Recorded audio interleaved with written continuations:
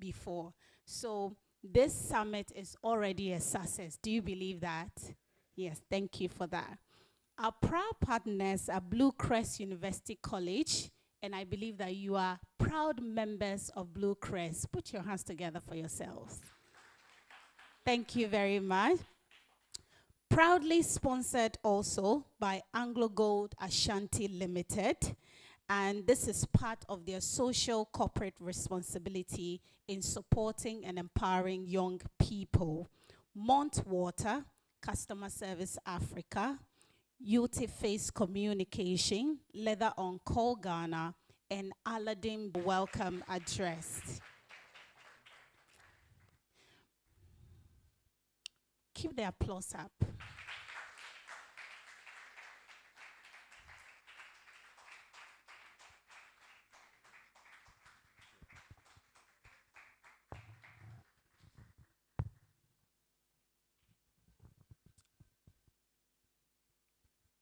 Distinguished guests, colleagues in the media, scholars, students, ladies and gentlemen, good morning. It is with great honor and humility that I welcome you all to this important gathering to mark World Press Freedom Day, a day when we pause to reflect on the fundamental right to freedom of expression and the crucial role free press plays in upholding democracy and good governance in our society. Today we assemble under a theme, freedom of expression in the face of the AI revolution. Even though experts are here to do justice to this thought-provoking theme, it is important to state that artificial intelligence is not just knocking at our doors. It is already seated at our newsrooms desk, in our newsrooms, on our screens, and increasingly in our decision-making process. The fact is that AI technologies are reshaping and the information landscape is in, let me take it again. The fact is that AI technologies are reshaping the information landscape in profound ways. These tools offer immense potential to enhance journalistic work, amplify voices, and streamline content production. However, they also bring with them a host of ethical, legal, and societal challenges that we must confront with clarity and courage. As experts are seated here to enlighten us on the vital role of AI in our newsrooms, there is the need to remind ourselves that freedom comes with responsibility. Freedom of expression is not a license for harm. It is a right balanced by duty to truth, to dignity, and to peace. Digital platforms amplify our voices, but they also amplify the consequences of misuse. Let us prioritize accuracy, since deformation undermines democracy, erodes trust, and damages lives. Media freedom thrives in truth-telling, not in manipulation and sensationalism. The media is supposed to be the standard, not the problem. Accept that credibility of media freedom depends on how responsibly it is used, and therefore, we need to challenge ourselves to use AI responsibly, guarding against anything that has the tendency to tarnish our Amazing gentleman, Mr. Pankaj Maheshwari, who is the Group CEO of Bluecrest for Ghana, Liberia, and Sierra Leone. Thank you very much for coming, Mr. Pankaj. Without much ado, I would like to welcome our host, Mr. Raymond Smith, who is the managing partner at Afrimax Network, as he gave us the purpose of gathering today.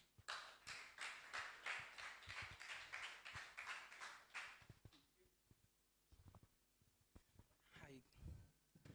Good morning. And thank you so much for making time to be part of this. I'm overwhelmed with the support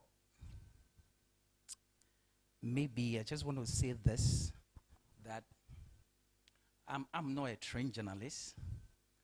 I'm a media marketing executive, but I work with a newsroom, and so I appreciate the work of news. And many years in working in different media platforms, Newsroom has been the place that I always walk into for two purposes: for revenue generation and also for content. And so over the years, anywhere that I've worked in the media department, I worked in sales and commercial department. One of the critical departments that makes every media successful is in the newsroom. And so this initiative is to create what we call sustainable newsroom. What are we doing to help the existing newsroom with talent, with technology, and advance the cause of journalism? And so this is the reason why we are doing what we are doing today. We bet this idea, if you check the name, Newsroom Business Initiative, because newsroom is actually the business of media. And so if we want to thrive in media, we must initiate things that will advance the cause of media. And so we decided that every 3rd May, World Press Freedom Day, we'll gather with young journalists who are aspiring to work in a newsroom, share the journey of successful and seasoned practitioners who have worked in the newsroom and progress their career. And so we realized that, hey, many a times, this seasoned journalists, they win an award, and that's the end of their story. They focus on their business day to day. How do we profile them? Because they're always putting spotlight on people. And so we said, listen, there are many journalists that have been trained, world-vast in experience. How do we connect them to young people so that they will be inspired, they will be challenged, and they will know that they are on the right course? Because sometimes it will be quite challenging for you to know whether what you are studying is worth it, but you need somebody who will inspire you on the journey. And so we are here to inspire, to motivate, and more importantly, to connect you to industry. So it won't be just one day event. One of the things that we critically looking at is to create mentorship program. And this year is our 2nd year in doing this particular initiative. This year, as part of the program, we are creating what we call the Newsroom Business Initiative, a cohort program, where many of you will have opportunity. Whilst you are in school, you will join this cohort program and connect with seasoned journalists who will spend time and mentor you in your aspiration of becoming a great journalist. And so this is the reason why we are here today. I actually decided not to speak from what I've written, but just to speak from my heart to you that you're on course. Despite the challenges in our time, whatever you are studying as a journalist, you're on course. And you have to be focused, be determined, and raise the bar for African media outlet. Because without you, the many media outlets that we have at the moment, without we producing the right professionals, without we providing the right ethics within our space, I don't think that this media entity will exist. And so we need you at this time.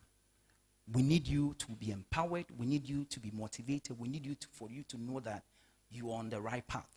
And so today you'll be challenged, you'll be inspired. You will walk here knowing that you came here for a purpose. And so if you are studying anything media communication, right here in this room, I'm saying that you'll be challenged, your mindset will be changed, and you know that, listen, time spent here, it's worth your time.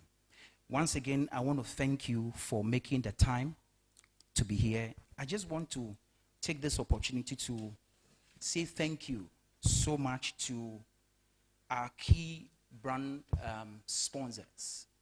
Anglo Gold Ashanti, their interest is to empower young people and give them a better opportunity. So when we approached them in doing this for young people, they said, why not? We want to come on board and support this initiative. And so please let's give it up for Anglo Gold Ashanti. Just give me a minute. I think my just locked.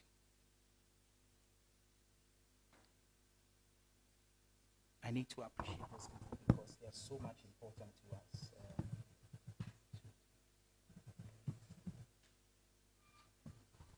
Okay. So, and Bluecrest University, we want to thank you. When we approach your office, you open your door for us, and we are here today. And so we are grateful for the support so far. Please, let's get up to this amazing institution. Thank you so much. We also want to appreciate one of our water providers. I mean, anytime, any day we call on them, Mont Water, they've always come through to support us. Our able Master of Ceremony, she runs Customer Service Africa, one of the leading customer service providers in Ghana and across Africa. She's been part of us from day one. She believes in the vision that we need to give back to young people. So let's give it up for Customer Service Africa. Letter on Call GH provided an amazing souvenirs for our speakers, so we are grateful. And then Aladdin Bakery and Snack Bar, we thank you. Our media partners, more importantly, we are doing this because there's a media platforms that will share our story. So we want to thank Nova Reports, Joy News, Ghana Web, Lead News, One Play Africa, Graphic Online, Newswire GH, GH1 TV, Wizard TV, MX24 TV, and Star FM. This media platform have taken their airtime to promote us and to push this agenda because they believe in the young people. They believe that if we give back to the young people, these young people will come and serve our various institutions. So I don't want to take much of your time. I'm saying that you'll be challenged to know that you're on the right course with whatever you are studying. Thank you for your time and enjoy your day. Thank you very much, Sir Ray. I would like to share a short quote before I proceed further. This quote is from Thomas Jefferson. He says that our liberty depends on the freedom of the press, and that cannot be limited without being lost. Our liberty depends on the freedom of the press, and that cannot be limited without being lost. So ponder over it. What does that mean? What is Jefferson trying to put across? Before I introduce my keynote speaker, or my very important guest speaker, I'd like to share a little about the head of department of School of Journalism, who was our first speaker to introduce us. Mr. John Kumi is a lecturer and the head of the Department of the Media Communication at Bluecrest University College in Accra. He specializes in journalism and mass communication, guiding students through both academics and practical aspects of the field. And beyond his teaching responsibility, he serves as a student advisor, providing mentorship and support to students throughout their academic journey. He has also led students and groups on educational visits to media organizations such as the News Times Corporation to expose them to real media operation. Let's put our hands together for Mr. Kumi. Thank you very much, Mr. Kumi, for all that you do. Now, I would like to introduce my keynote or my guest speaker, Her Excellency Berenice Owen-Jones, who is the Australian High Commissioner to Ghana. She's accredited to Burkina Faso, Cote d'Ivoire, Guinea, Liberia, Mali, Senegal, Sierra Leone, and Togo. She's a career officer with the Department of Foreign Affairs and the Trade, DFAT. She has previously served overseas as Australia's ambassador to Morocco and has postings in Paris, in Canberra. She served as Director, Diplomatic Academy and Director of Diplomatic Security Branch. She's also was a strategic analyst at the Office of National Intelligence. Her Excellency Berenice speaks French, and holds a Bachelor of Economics, 1984, just a year before I was born, and a Diploma in International Law in 1987, when I was 2 years old, from the Australian National University. Without much ado, let's put our hands together for Her Excellency Bernice Owen-Jones, Australian Commissioner to Ghana.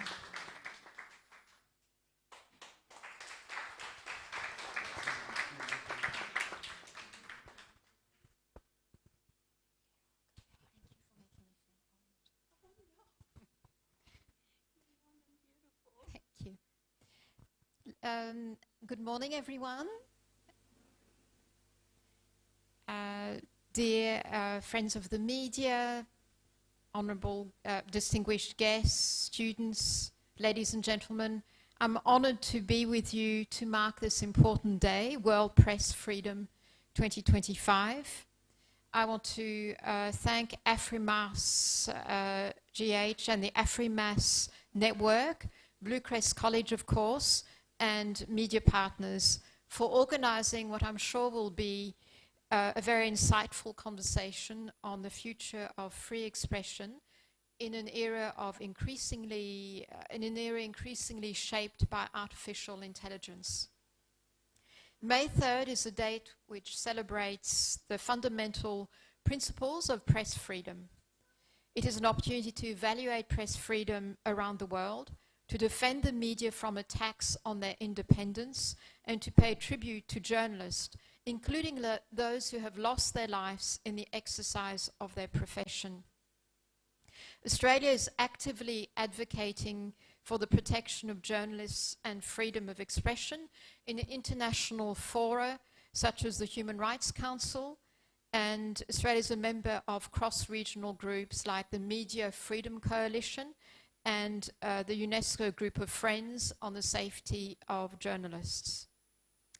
Ladies and gentlemen, World Press Freedom Day is more relevant than ever, and this year's theme is on the impact of AI is not just timely, it is extremely important. The fact is that media freedom is diminishing in a record number of countries, according to the latest annual World Press Freedom Index, which warns that disinformation, propaganda, and artificial intelligence pose mounting threats to journalism. It shows rapid technological advances are allowing governments and political actors to distort reality, and fake content is easier to publish than ever before. AI's impact on information gathering, processing, and dissemination is profound, presenting both opportunities and serious challenges in many countries, in Ghana, but also in Australia.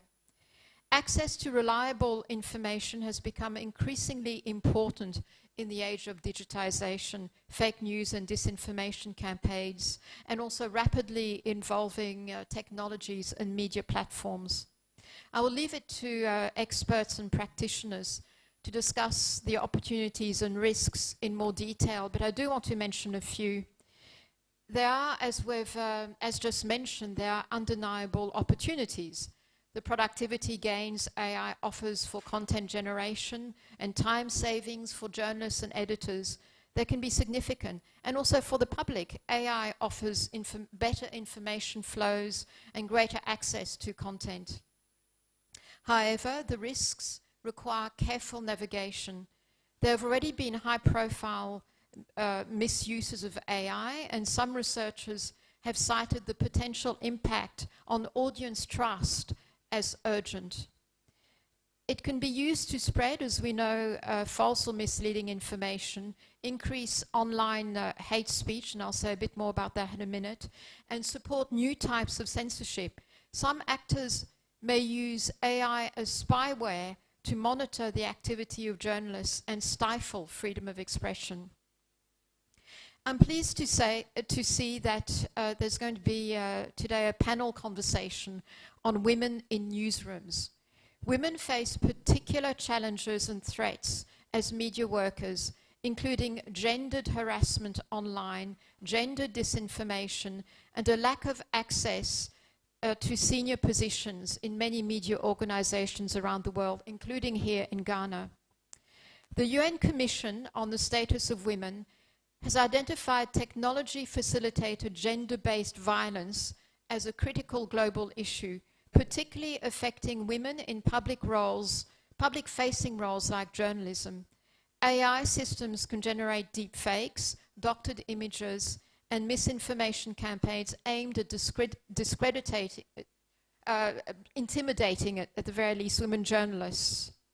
A significant majority of female journalists experience online violence, with a global study by UNESCO and the International Center for Journalists revealing that 73% have experienced online violence.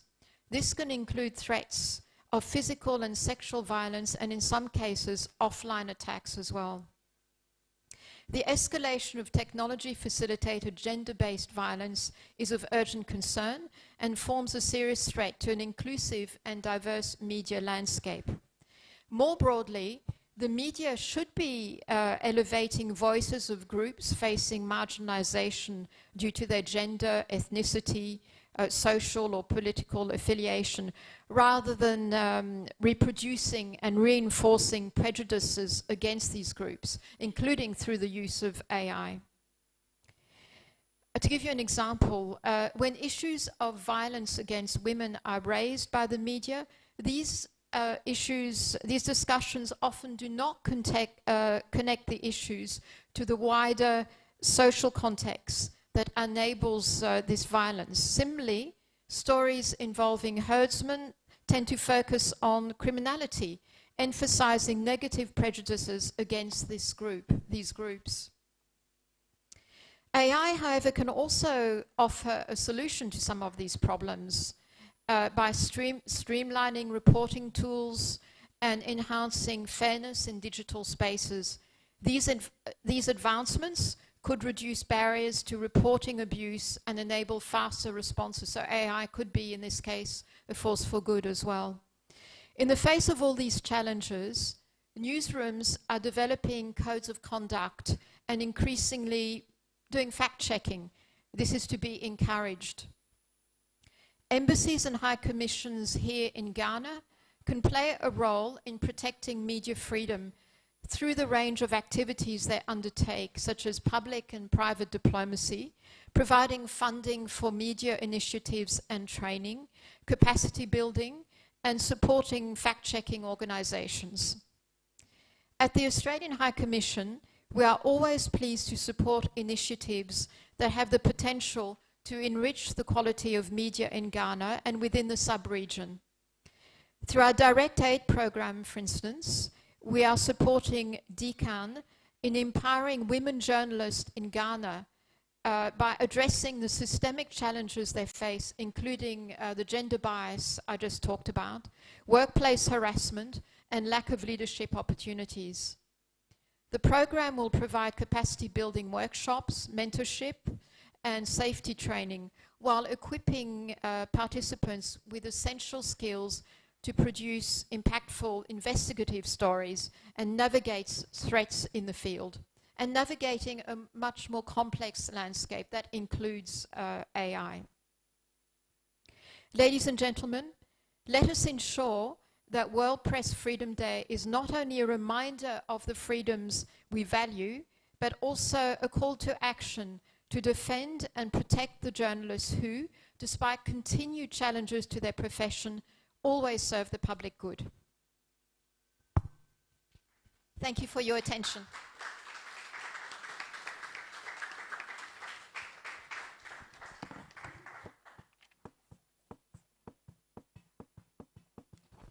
Thank you very much. We know that Her Excellency has so many things to do, and just to ensure that she doesn't get called before we get to appreciate her, we have a special gift from Leather on Call for Her Excellency, and we'd like to do a presentation to her.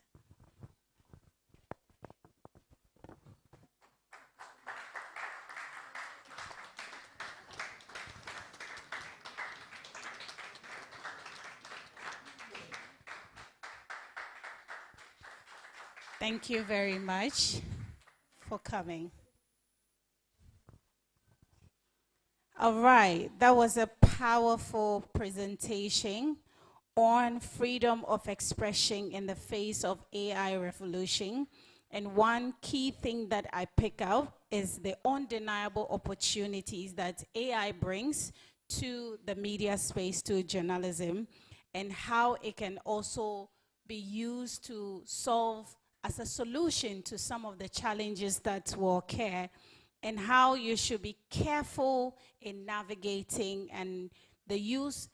The AI can also be used as a means of spreading false news and hate online. So you have to be very careful. As much as there is positivity, or you can use it for good, it can also be used for something bad. Just give us a minute to take a picture with Her Excellency, and I will run to join as well.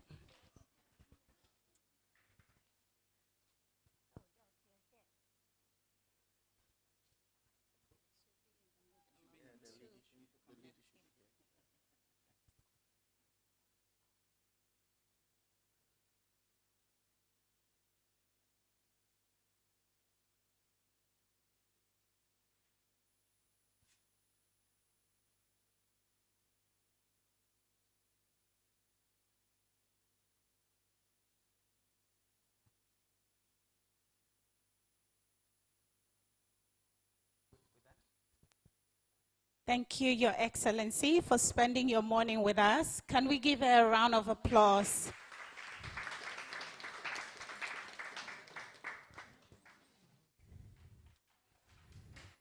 Before I introduce my next speaker, I would like to acknowledge the presence of Dr. Ohene Asante, who is the Executive Secretary to the World Technology Forum. Let's put our hands together. Doc, you're welcome.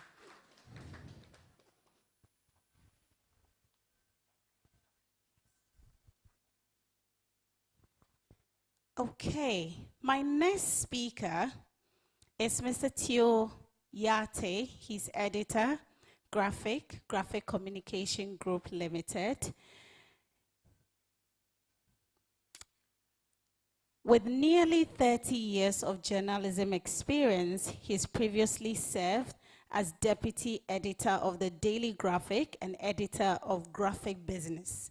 He holds an MPhil in leadership from UPSA, which is University of Professional Studies, on LLB journalism from GIG, and a bachelor's in marketing and finance from GIMPA, with a diploma in journalism from GIG.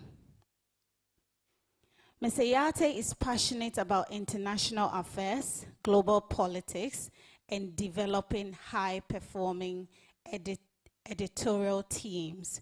Without much ado, speaking on journalism perspective, the professional journey, and the impact of Newsroom on your career opportunity, let's put our hands together as we introduce Mr. Teo Yate, editor, Graphic Communications.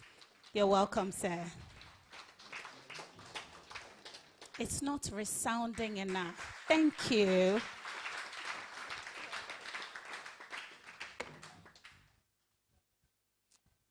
Good morning, and I thank the organizers, Mr. Raymond Smith, for this opportunity. And I stand on existing protocols. My name is Theophilus Yate, as it's been mentioned, and I work for Graphic. I've been in journalism throughout my career. I've never done any other job except journalism. I've practiced in 3 media organizations. I've worked with New Times Corporation, that's Ghanaian Times. Then I work with Ghanaian Times. Then I work with Business and Financial Times. Then I moved to Graphic. And all this, I've done this within a period of 30 years or more, because I finished GIG in 93. I finished GIG in 93. Those times we had I'm not using slides, so it's a conversation. Those times we had GBC, we had what do you call it? Graphic Times and GNA. So you do your attachment, and then if you are good, you are taken on. It's not automatic, and those times you don't need to write. What do you call it? You don't need to write application or CV or anything. No, it depends on how the work you put in. So I finished school.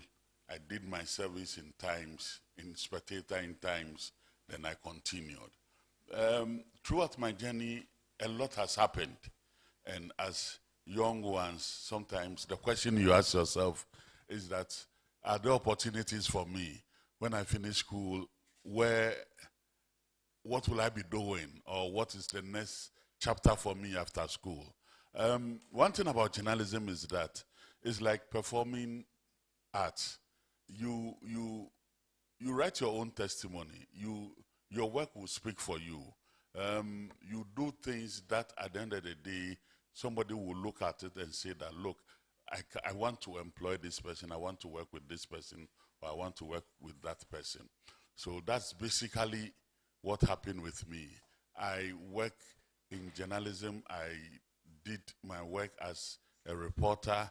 I was employed as a reporter. I moved on to become a deputy editor, and all of that. And in all of these, you will see that I've stayed in the newsroom, because the newsroom means everything to a journalist. I mean, the newsroom is like the factory where a lot takes place. So your bosses are in the newsroom, the reporters are in the newsroom, who are your colleagues. Everything happens in the newsroom. You generate story ideas from the newsroom. You do everything from the newsroom. But you see,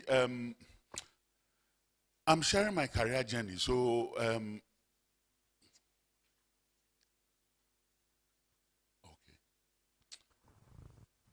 So one of the things that happened to me is that I noticed that I'll do press journalism. I'll be a print journalist. I'll do newspaper journalism. I knew that radio and TV wasn't for me. People say I have a very good voice, but I knew radio and TV wasn't for me. So first and foremost, you should know yourself and know what you can do and what you cannot do. It's very important. So first and foremost, when I started journalism, I realized straight away that TV, radio is a no for me. So I have to focus on newspaper, I have to focus on print journalism. So that was where my focus was. And then our time, you must be very good to get to any of the media houses, because in the class, during our time, the journalism class were about 70. It was 2 classes, so 35. And there were only 4 media houses. So you must be among the best to get a place to work with. And normally what happens is that when you go on internship, we call it practical attachment those times. Now the English has changed. Now we call it internship. So when you go on internship, what happens is that as you go about learning the job, your superiors will be noticing, will be observing. And when they realize that you are good, they will begin to send you on assignments. So the assignments will begin by, you go on to go and cover donation, then you will be attached to a senior person, you go and cover certain programs, certain events. Then when they realize that, yes, you are doing well, now you'll be left alone. You'll be asked to go and look for a story. You yourself go investigate something and do a story out of it. So that was how my path started. Now, when I started, I noticed that I enjoyed the arts and entertainment. In our final year, there was a man, he's still alive, my former boss, Anabe Daxon. He came to teach us. He was very good arts and entertainment journalist. So he came to take us through arts and entertainment journalism. And I fell in love with the way he was describing things and he was talking and all that kind of thing. So I took interest in that. So when I started with Spectator. I remember those times. That was in 92. Somebody mentioned 83. That was in 92. So that was, at that time she had been born and she was getting into her things. Now let's come back to it. So I started. Then I did it for a while. I realized that my interest was waning and that I developed interest in another area. And that area was business journalism. You know, guys, you must always know what you want. If you really want to make an impact, if you want to be successful journalist or communicator or whatever industry you find yourself, you must be very intentional, you must be deliberate, you must know what you want, and you develop capacity in that area, okay? The school will help you. The school will give you the foundation, will give you the basics, which you need it very, very much so. But after that, you must develop your own identity. You must tell yourself that, look, this is the area that I want to be. So I decided that I want to do arts and entertainment. I did for a while. For some reason, that I can't share it here, it got to a point I look into the future. Okay, so let me share it. Those times, you are covering musicians, you are covering artists, film actors, and all those. Way back 1992, the entertainment industry was not as developed as it is now. So when you are a musician or you are a film actor or actress, beautiful, excellent, but the number of films that they were doing then were not many. And a lot of things were not happening like as it is happening now. Now, if you take theater plays, you have Uncle Ebo White almost every quarter coming out with something. You have Latif Abubakar, you have, what's his name? George Quay, and the rest all coming out with just theater arts alone. You look at the movie industry, a lot is happening there. Music, you take gospel, secular, whatever, hip life, Afrobeats, a lot is happening. During our time, it wasn't so.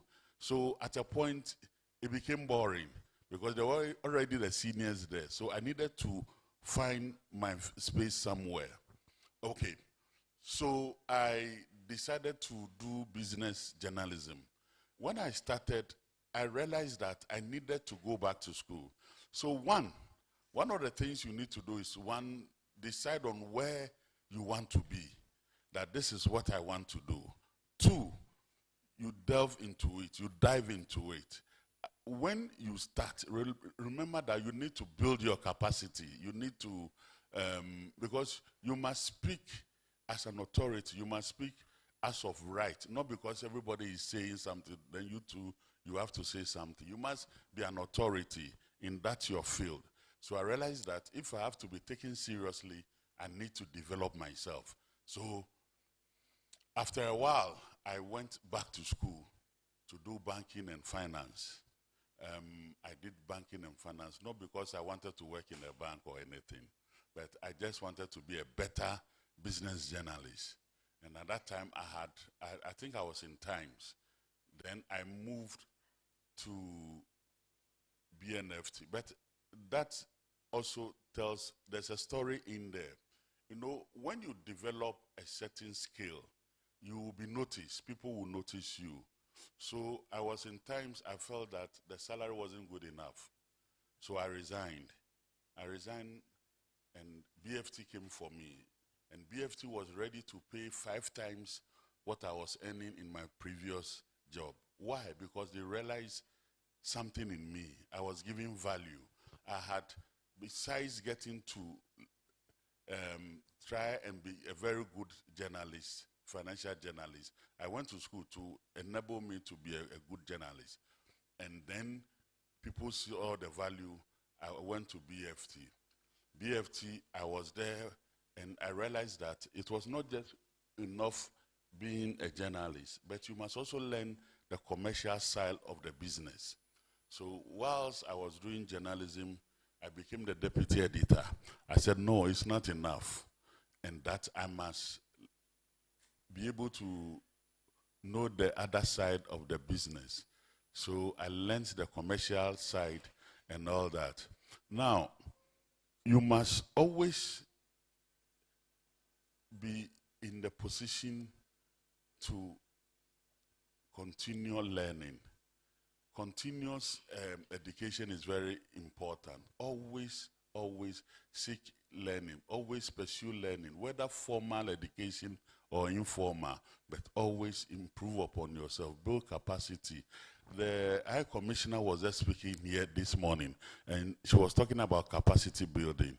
Sometimes you yourself build up capacity. Read. There's so much to read. Read, go on the internet, go wherever you find books, go back to school, do all that.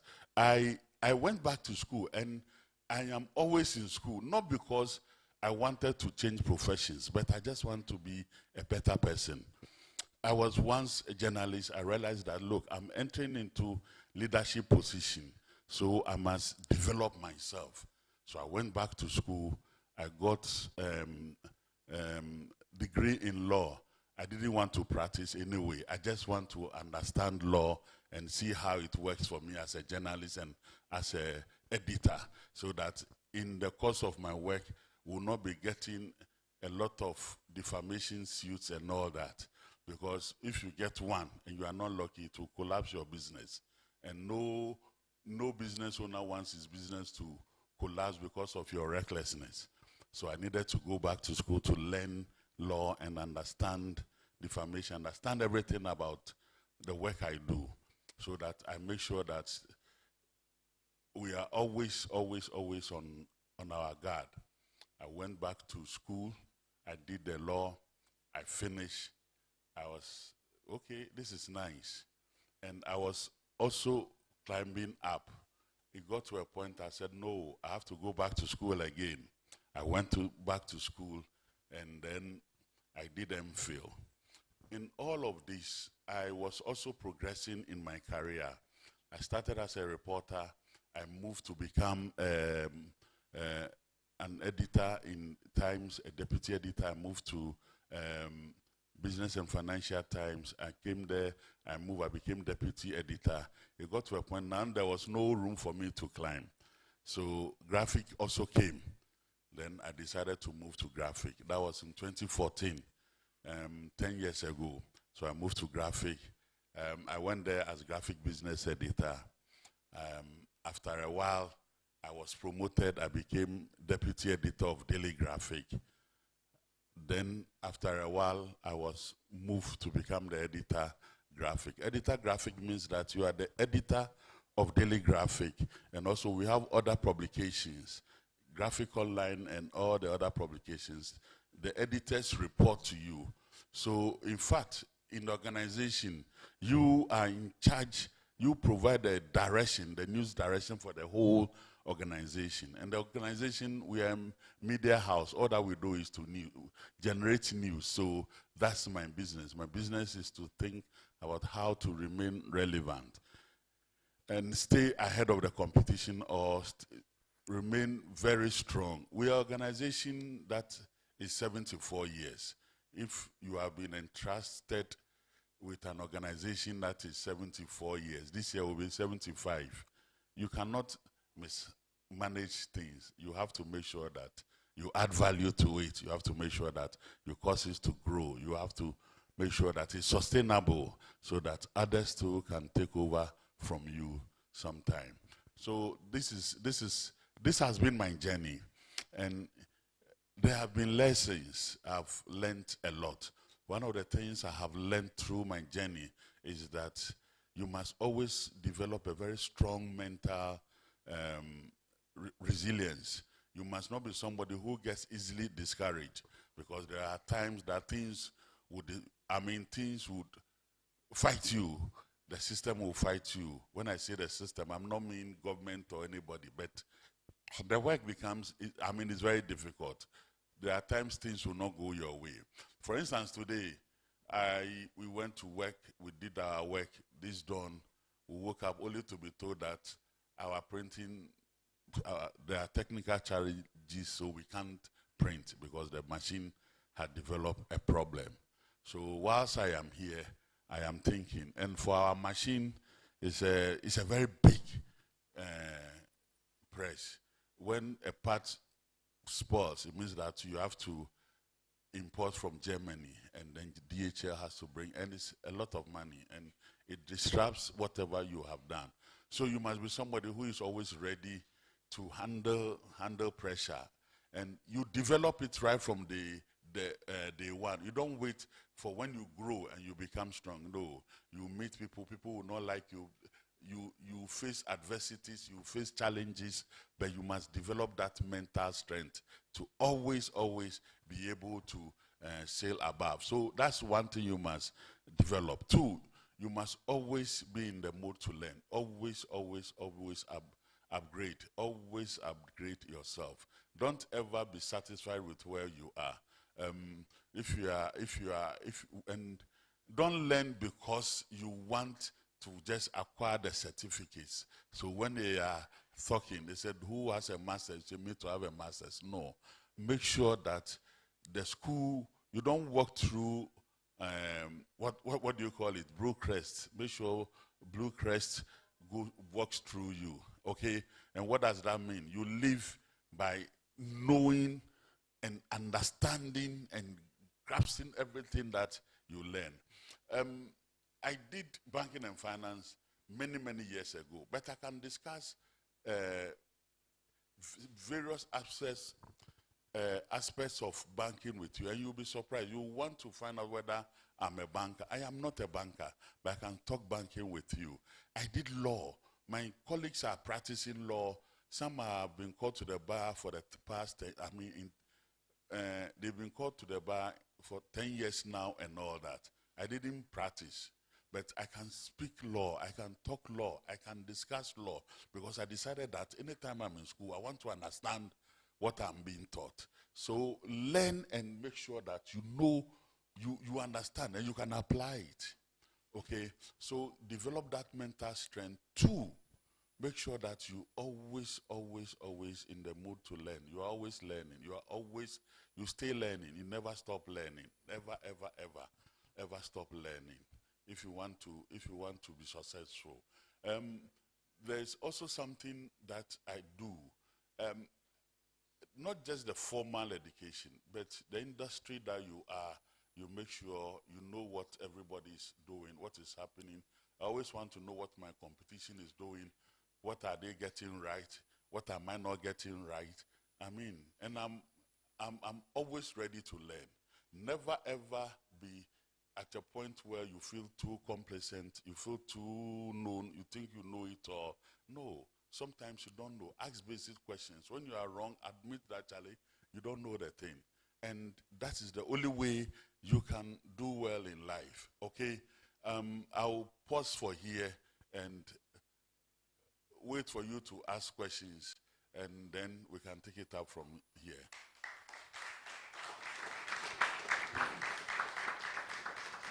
I do better answering the questions. So when you ask me the questions, then I can give all the answers and share my experience properly with you. Any question?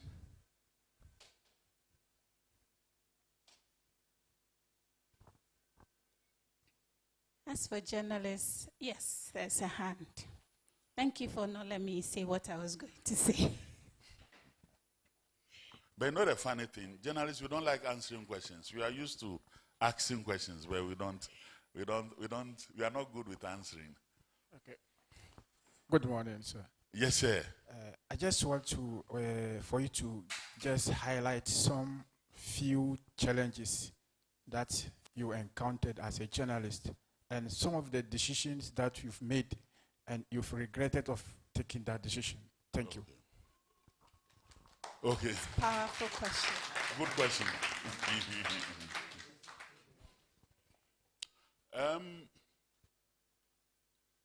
I've taken some decisions that have proved to be very wrong and quite wrong. I've got it horribly bad. One, I made some changes. I put some people at certain places with the hope that it will work. It never worked. And so you were so confident that I can put Kofi Mensah here and Adjoa Mansa there and it will work. And it didn't work. The people disappointed, they couldn't deliver. Now what do? Do you fire them? Or do you change them? Or those ones, yes. Two, there are times in the work we do, sometimes in selecting your content, in selecting your stories, sometimes you gauge the mood of the nation and you ask yourself, what is it that when you put out there, people will like? What is the conversation?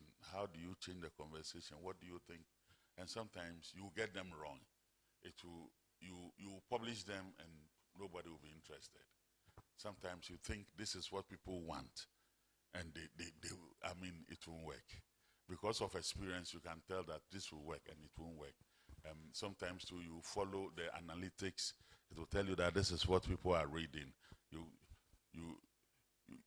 create something, a content around that area, and it doesn't work. And some of the decisions, you take them on the go, and it works. Some do not work. That is it. That's the first question, I guess.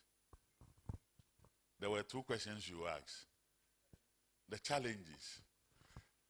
Okay, so as a person or as the business, the person, me, look, doing one job for this number of years can be very, very boring. Can be very boring. You wake up every day, and the job is such that you start every day. You start afresh. You start afresh. Sometimes you wake up, and the energy, the passion is not there. So, and when the passion is not there, you make mistakes. So challenges is the fact that it's very repetitive. You do the same thing over and over and over and over, and becomes boring, and it demands a certain mindset to always stay on top. And you run an organization which everybody looks up to. When they mention newspaper, they mention graphic. The expectation is very high. Everybody, and sometimes it becomes, your success becomes, there's a way we put it. You become okay, so let me break it down. So when you are successful at something, or when you are running a business or organization or whatever that has been very successful, that becomes your enemy, because then you always have to make sure that you stay on top, and sometimes you get ahead of yourself and you make mistakes. So the challenges, they come every day. They come every day because the work is so uncertain. It's so uncertain. You think that this is what people want, and they don't want. And every decision has business implications. So it's difficult sometimes. Very, very challenging. Thank you very much. We'll take one more question, and then there will be more questions after the next presentation. So please write your questions down so you don't lose them. Madam, yes. Madam. The madam in the white. The way you raise your hands like twice. Okay. So. One moment.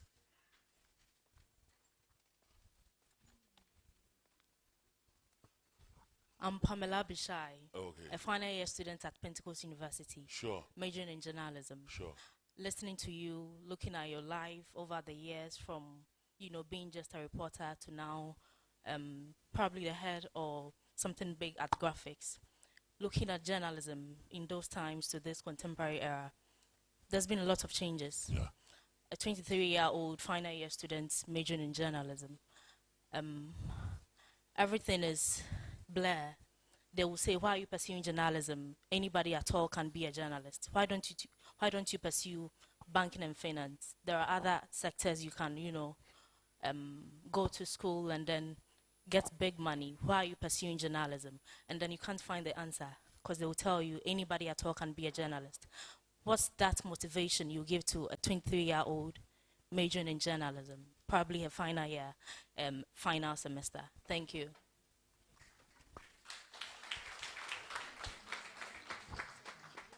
Okay.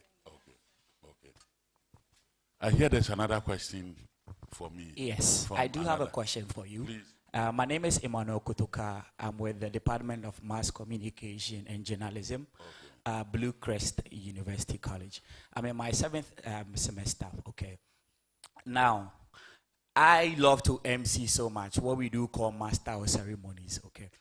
And I would so much want to major in PR. That is what we call public relation. In our time, you have the opportunity to either major in journalism or PR. Now, there's a notion surrounding PR and journalism, I'll tell you.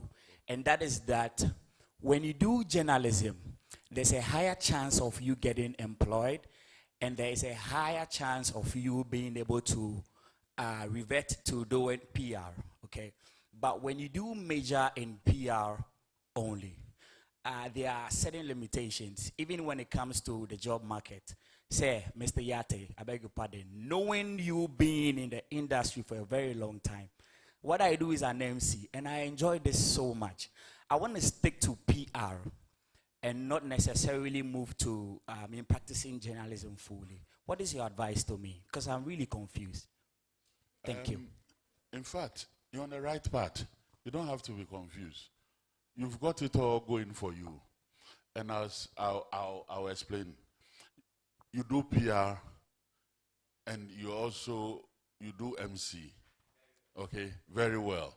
So there's no advice for you. Just pursue the two, and you are fine. Seriously, maybe the answer, in life, we don't like simple things. When you go to the doctor and he doesn't feel you and you say the man is not good. When you go to a pastor and he said, I have prayed for you, go, you are healed. No, you need some things. Some gimmicks. Yes. But what I want to let you know is that in life, you write your own testimonial. You write your own testimonial every day. And you are as good as your last performance or your last work. So whatever you do as MP, make sure, MC, make sure you put in your best every day. It doesn't matter the crowd. It doesn't matter the audience. It can only be one person. It can be 2 people, 3 people. Make sure you give in your best. And as you do, just be pushing the frontiers. Just be pushing. It's just like swimming pool. You start with, let's say, 1 feet deep. You move to the 2, 3, 4, 5. And that's it. And PR, PR is good. My big brother runs a PR firm, consultancy.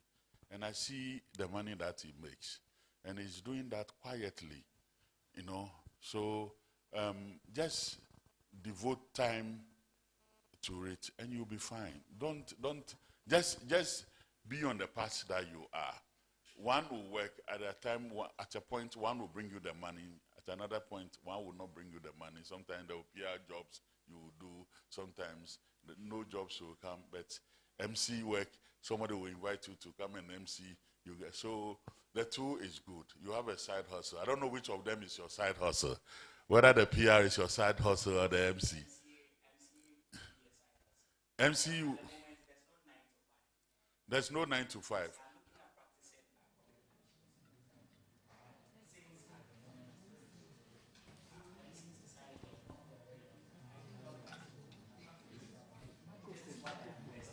Yes. So now we've moved into career counseling. But you are doing well. The fact that you are asking the questions, sometimes you don't get an answer in just I mean, you don't get your solution in just one answer. But trust me, you are doing well. Even for you to ask these questions now, it means that you're on the right path. Okay? Just don't worry your head. Sometimes all that it takes is just take it a day at a time. I never knew I'll get to this. If somebody told me some years ago that, look, this is where you will end up, I will, trust me, I didn't know. But as I just keep doing the things I need to do every day, day in and day out, I found out that I was moving up. So you'll be fine. My sister, where is she? Yes.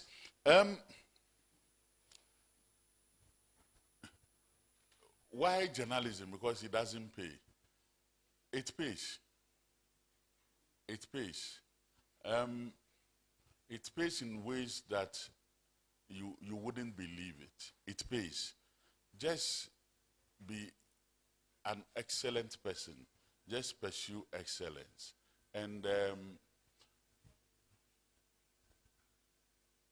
I don't know how to answer you, but journalism pays. Because you can be a banker. You know, career, two things. You can make the money. You can make money in journalism. You can make money in banking. But at the end of the day, what also feeds your passion? What are you passionate about? What makes you fulfilled? If journalism is the one that you think that, look, if I do journalism, that is it for me, do it. As you do, just other opportunities will come around and you'll be fine. Today, we have a deputy governor who started as a journalist, okay? If you look currently at, yes, this week, we're having a conversation, and if you look at President Mahama, if you look at many of the appointments he has made, many of them are good public speakers. What does that tell you? Okay, and a number of journalists have found their way in certain places. So even if you don't want to do journalism like the way we have done to Thy Kingdom Come, along the way you see certain opportunities will come your way. Okay, sometimes just take it a day at a time. And if this is what you want to do and you pursue it, God will make ways for you. I don't know how. In fact, I can't promise you heaven because I don't know. But just follow what gives you fulfillment, okay? There are people, no matter what you do, they will tell you they want to be next. That is all that they want to do, and they are good at it. And then it becomes financially rewarding to them. There are people who just want to be bankers because they think there's money to be made. Some end up in jail, some end up being sacked because they will go and they will steal. But find what you find fulfillment in and just work towards it. As for the money, don't mind them. Opportunities will come and you will make the money. Okay? Okay. Have I answered you well? Thank you. Let's put our hands together for Mr. Tio Yate. I'd like to call on Ray Smith to help me make this presentation. Mr. Yate, we want to say thank you so much. As the presentation is going on, I want to share a few key takeaways from your submission. I'm not a journalist, but I felt like you were talking to me. So I want to share this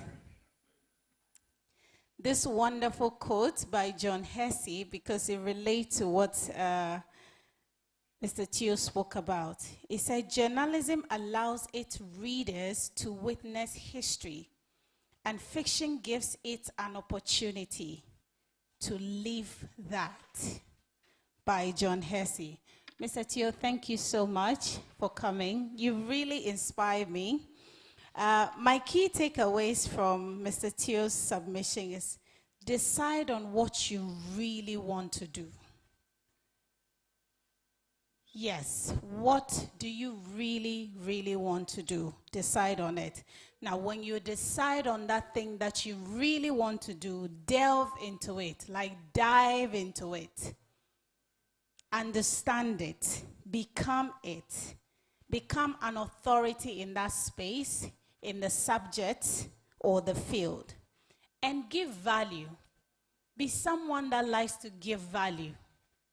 Because when you give value, you receive value.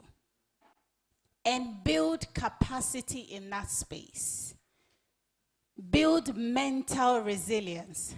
So I have a bachelor's in hospitality and a diploma in hotel management. And over the last 2 years, I've been in one school after another.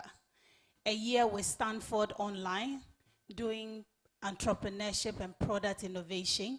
A year with AWEC, learning how to be a businesswoman.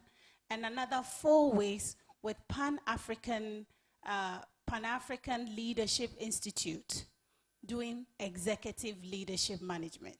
Why? Because I've branched to become a customer service expert.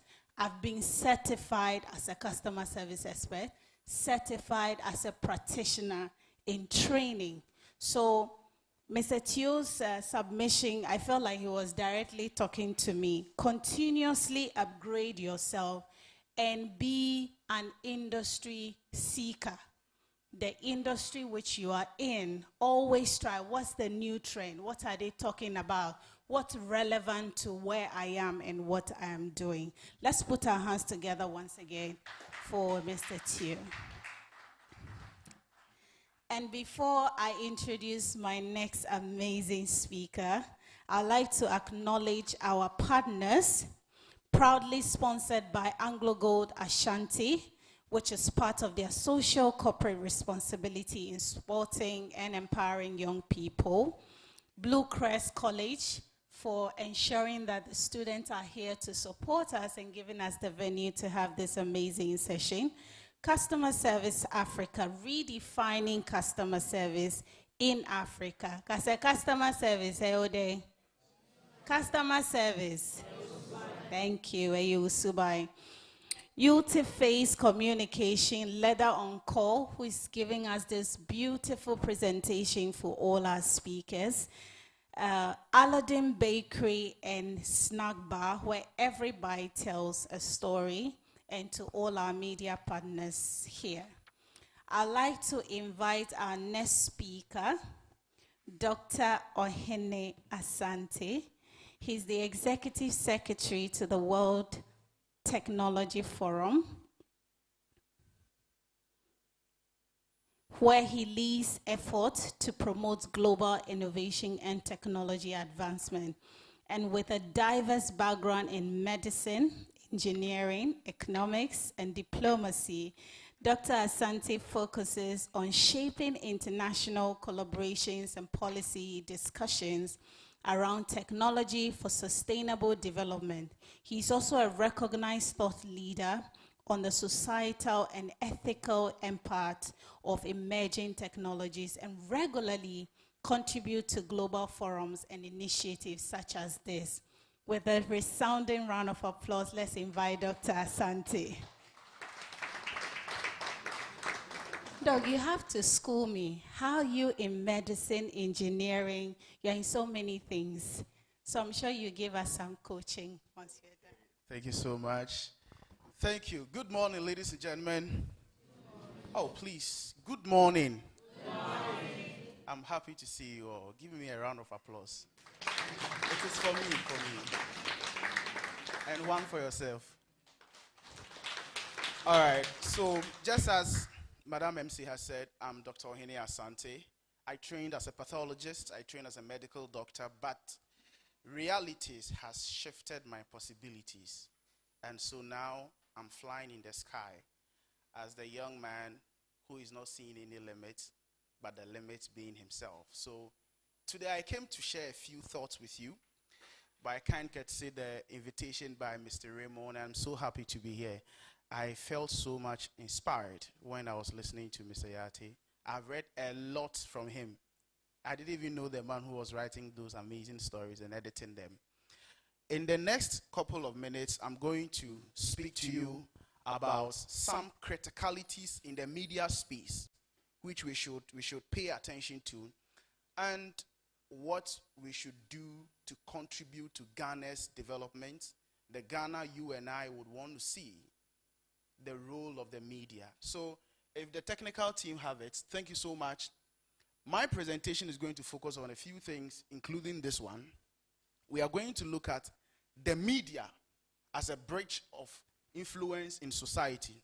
Between these four societal pillars, a lot of people might not even have reasons for the reason why they are reading media, because some of you, it might be parent interest.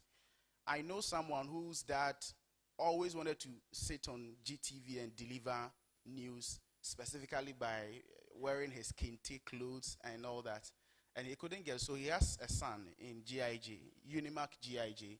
He's reading mass communication. And trust me, the guy was so disappointed. But in a couple of years, he found himself participating in young people leadership and all that in Commonwealth, and today is in the United States doing exploits. So you are also not here by chance. You are here by a specific purpose. And so let's pay attention to the next few moments and what we are going to do. Look, please, let's go back to my former slide. Correct. The media establishes an important bridge in society. Take it, leave it, disagree, argue, whatever it is. You and I, some of us have not met President Mahama before in our entire life, and some of us may never meet him, but it is TV3, Graphic, UTV, Joy News, name it. That will let us hear from President Mahama in our entire life. I never met President Kufuor until I joined Kufuor Scholarship Program.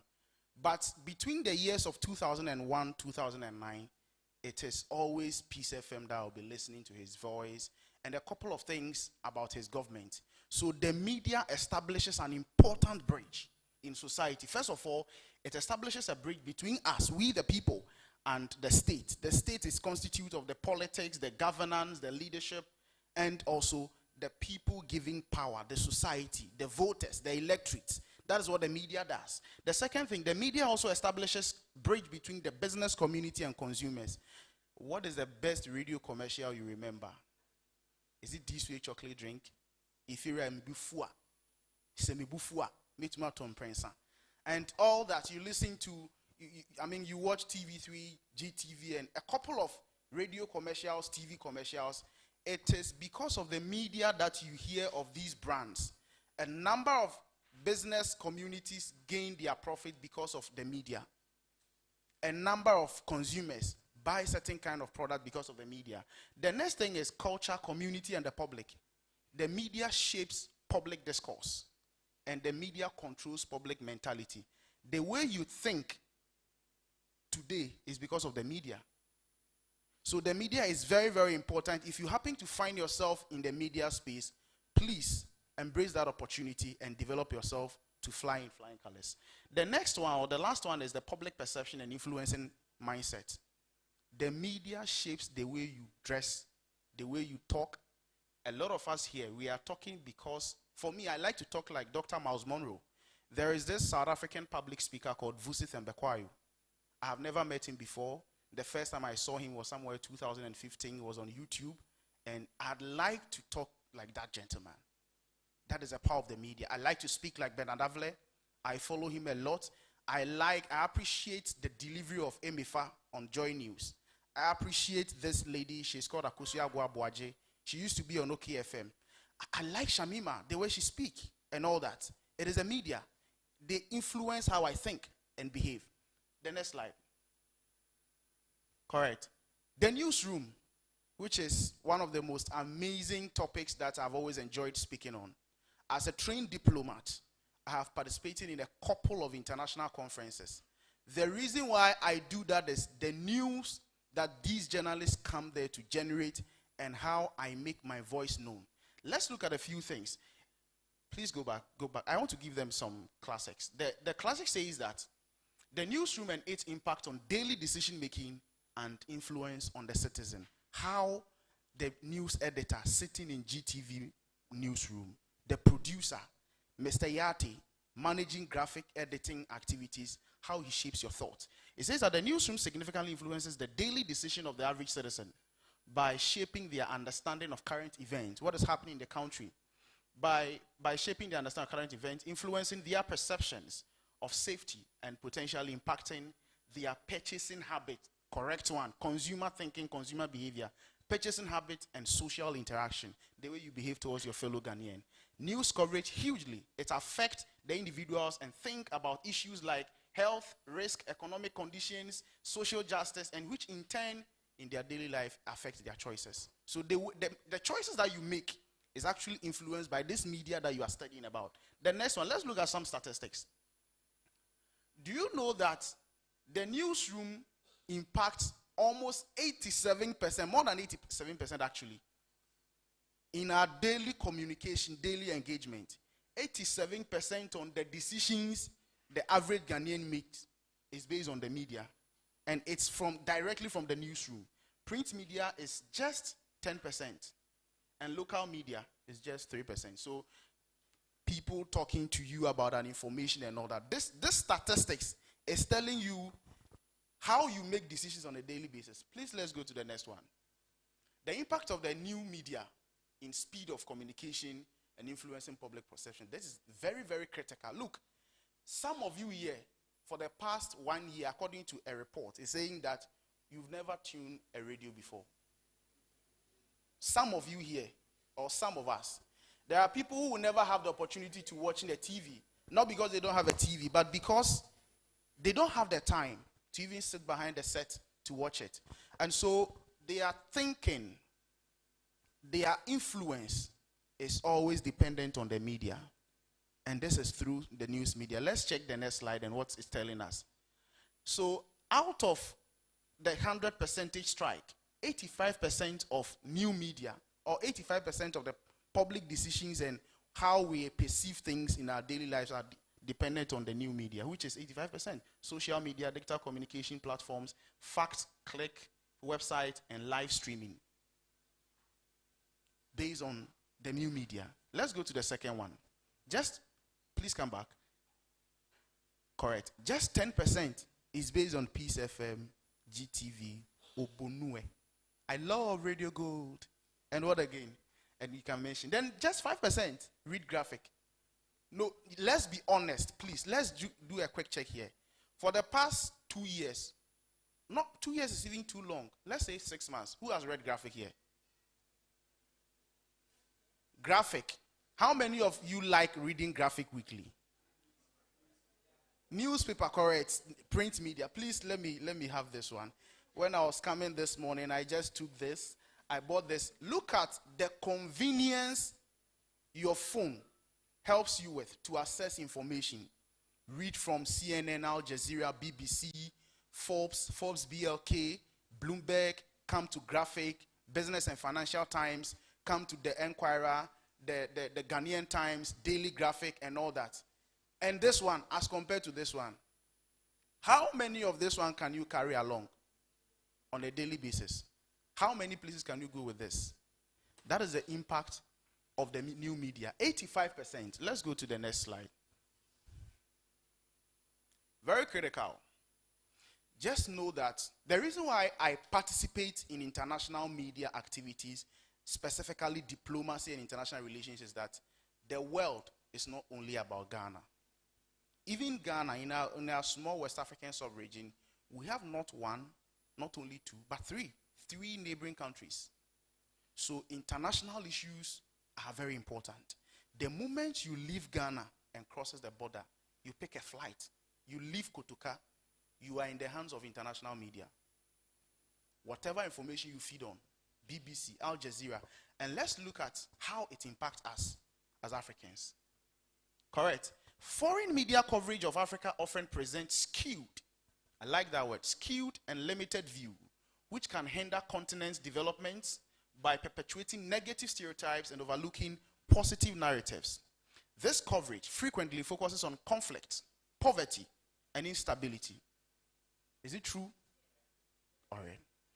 While neglecting Africa's achievements, successes, and diverse perspectives, this unbalanced portrayal can impact perceptions of Africa globally, influencing investment, trade, and international relations. Do you agree? Is it true? I know you have more reasons why you agree. Let's go to the next one. Let's see the reasons, or let's see how. Extrapolating this to the entire continent, Africa loses up to $4.2 billion annually due to unrepresentative negative media narratives. Key findings. Financial impact, the study estimates that the prejudice premium on debt servicing cost African countries about 4.2 billion each year. And this report was published October 2024. So going back October 2024 to 2014, multiply 4.2 billion times 10. We are talking about 40 point something billion US dollars. Do you know that it's bigger than the GDP of a whole country like Liberia? Check Liberia's GDP right now. This is how dangerous foreign media and how great the service they are doing us in this country. Let's go to the next one. Correct. This is the main report, the Organized Crime and Corruption Reporting Project. It says that Africa is losing billions to stereotypical media coverage. What is your role as a young person? How many of us know Advanced Media, or this gentleman is called Prince Akpa? He went to AUCC, currently AUCB. How many of us know top 10 most influential young Ghanaians, top 50 most influential young Africans, top 50 most influential women? How many of us know about that guy? Please Google him if you are not aware. Google Prince Akpa or Advanced Media.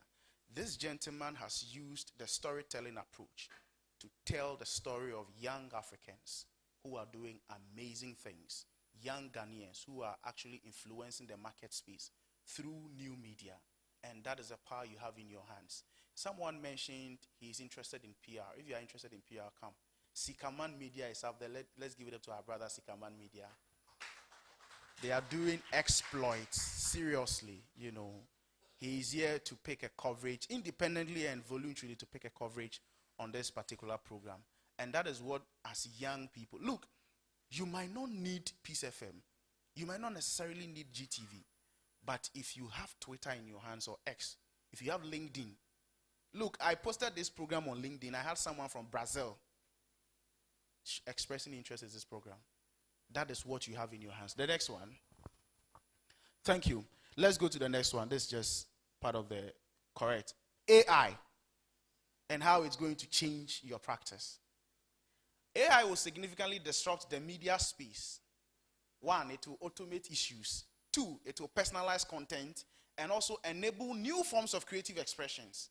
Also posing challenges related to misinformation and ethical consideration. It will impact everything, content creation and distribution to advertising, and also how to manage your audience. Now, social media has forced all traditional media to be on social media. Whether you like it or not, don't be on social media and see.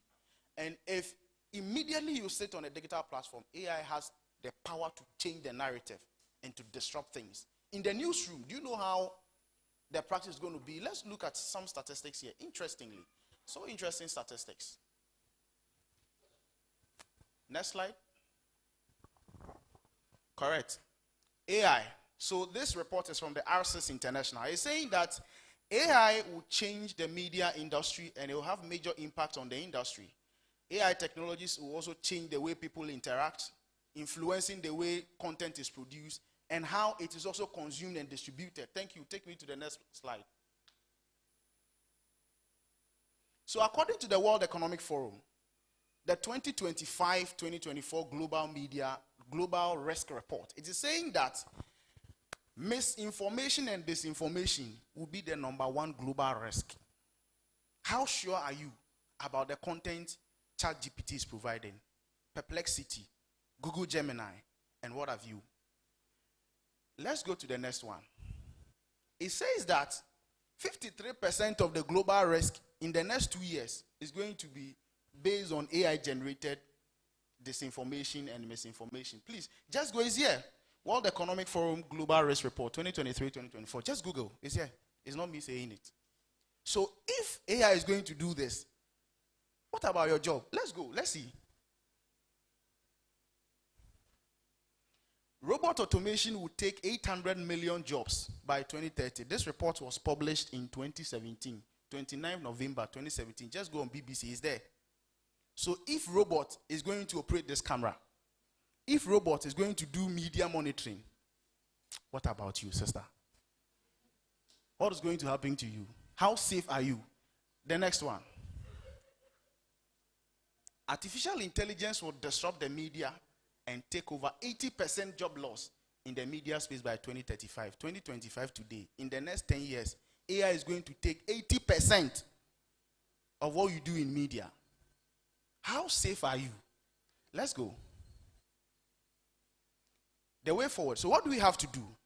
If the media is this important, if we have to own our media in this on this continent called Africa, in this country called Ghana, and artificial intelligence is going to have this particular effect on our practice, what is the way forward?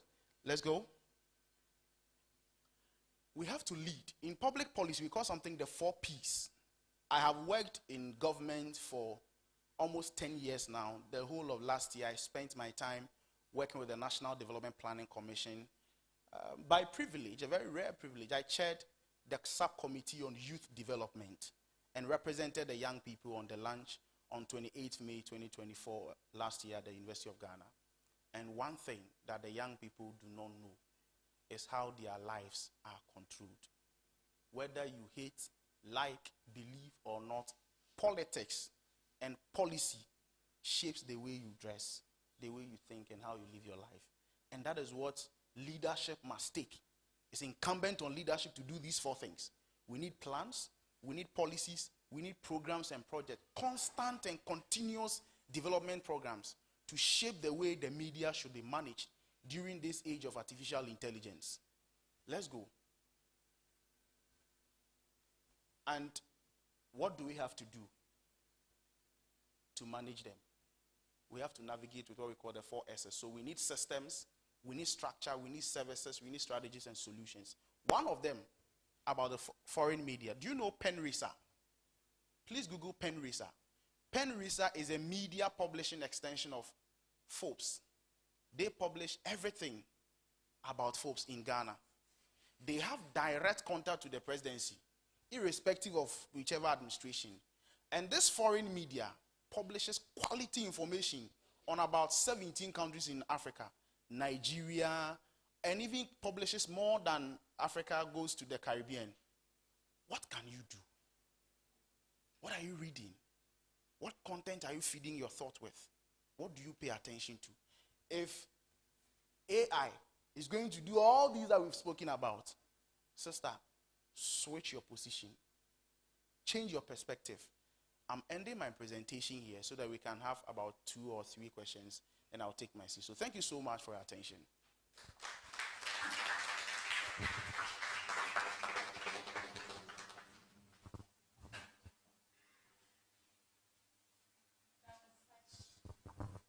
That was such an insightful presentation, and I hope that you took notice of all the metrics.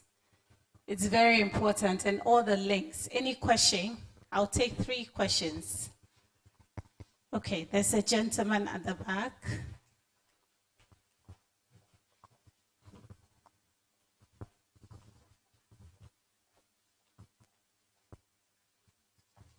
Hello, sir. Your name and your question. Yes, my name is Divine Agoli. So my question is to do with the stats you put up regarding print media. I think it was the lowest in terms of the percentages. What do you, where you stand or sit, where do you see print media from here? Is it dying? Is it dead? Is it going to die?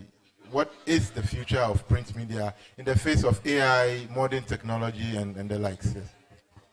I love your question. Thank you so much. Thank you very much. Any other question?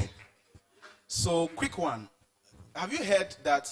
No, you've heard, but do you remember if you want to if you want to hide something from the African, put it in a book? It's actually not true, but not true. Our society has made it become true because we don't like reading. The average Ghanaian do not like reading. Do you believe that, or do you understand? Do you accept? And that is, we will kill the print media because statistics is saying that because Ghanaians don't like reading, the media is forced to shift to audiovisual, what you can just watch and listen to and go away. So that's why there is rampance of podcasts. Look at a very small country, small population, 34 million like Ghana. Look at the number of podcasts we have in this country. Look, there is no alternative to reading. We have to read, but there must be some strategic management about how we will engage Ghanaians to read. Do you know that today, if you go to America, when the average businessman wants to check what is happening on the stock market, he picks a phone and goes to NASDAQ, the United States Stock Exchange platform. And you read, you don't listen, you read. So the print media actually is not dying. It is not dead yet, but statistics and socio-cultural factors are influencing the participation. That is my answer to you. The next question. Two more. Should I come to you? Who has a question? For Dr. Asante. Did I see some hand at the middle part here before the camera? I saw some hand here. One thing that you don't know about me is I'm a public speaker, so I have authority to appoint anybody to answer my question. I was just going to say that. Thank you. But I won't do that. I won't do that. So my last words to you is that, please, the industry is changing. How we live our life is changing. And so if you're coming to read anything PR, journalism, media, communication, please switch your position. Change the way you've done things. Change the way things are done. And build a dominant narrative. Read about this Ghanaian young man. He's called Kwame A.A. Poku, futurist Kwame A.A. Poku. He's one of my favorite Ghanaian young people in terms of empowerment and all that. And follow this guy. He is called Connected Minds, Derek Abaiti. That is where the most transformative conversation about the young people and how we are going to take over the marketplace will look like. Please, work hard, study hard, and take very good care of yourself, because the future, we say, belongs to you. If I'm 35 years today, the next 20 years I'll be 55. I may be even eyeing office of the president. And what role will you play in my government? Thank you so much. Thank you very much, Dr. Asante. Please wait for me. Wait for me, though. Another resounding applause for Doctor.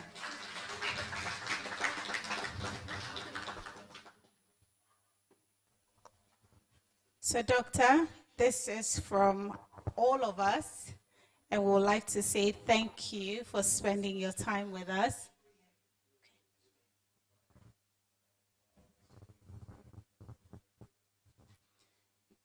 Thanks to Leather on Call for giving us such a beautiful, customized present for Doctor.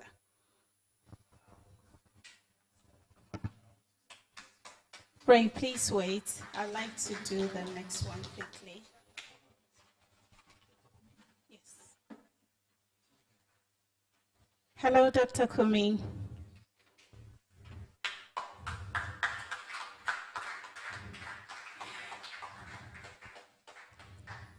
I'd like to equally thank you for playing a major role, getting our students here, and being part of today.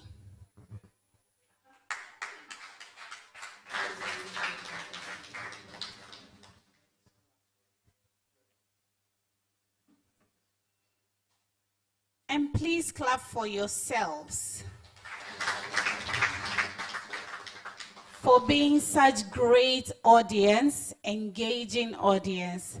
I really love that question. Is it dying? Is it dead? Or is it going to die? Well, Doc has told you it's not dead yet, and he's not sure it's going to die. All right. I'd like to acknowledge the presence of the head of department for communication studies from Islamic University College, Madam Eunice Akofa Adiko. Thank you so much, Ma, for coming. My next speaker is a very beautiful, very intelligent, well put together Madam Emefa Ewenam Atiamoa Eli.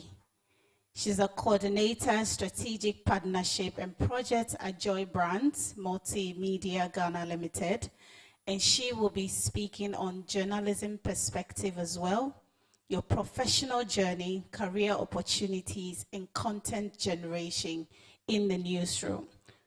Please put your hands together as Madam MFA comes.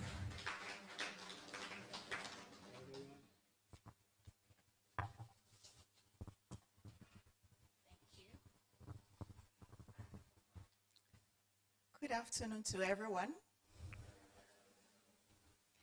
I'd like to also stand on the existing protocol that has been established and to say a big thank you to the organizers of this initiative. Big ups to them. Shall we give them a hand of applause? I wouldn't want to take much of our time, so right away I'd like to ask the technical team on the back if they can assist me with my slides so that we get this going. Thank you. All right, so my beautiful, co-beautiful MC has already introduced me. That's me, Emefa Ewena Matiamwa. And yes, every day of my life, I go by the golden rule, which we all know, Matthew 7:12, which says what? Can we all read it together if you can see? What does it say? Give first to people what you want from them, or do unto others what you have. Do we all like that? Exactly. Perhaps that's the reason I am standing here. When I was back in school at your age, University of Ghana, and there were occasions where we had practitioners, professionals who would come to school and talk to us about the future, what we're studying, the job opportunities, how to develop ourselves. There were points that I got confused, particularly when you're growing up and you are not too sure about what to do. And so you are skeptical about who is telling you what and which of them you should take and train yourself for. And one thing that keeps ringing in my ear at the time was, someday you see this thing that this person is doing to you, you would also be required to do same to the young ones who will be coming after you.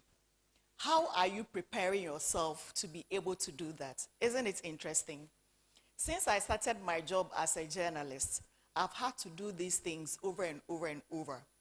Then I get to appreciate why it is important to take these sessions very seriously. Because, like it or not, here I am, a journalist, a professional, and I'm having to impart or share with you my journey.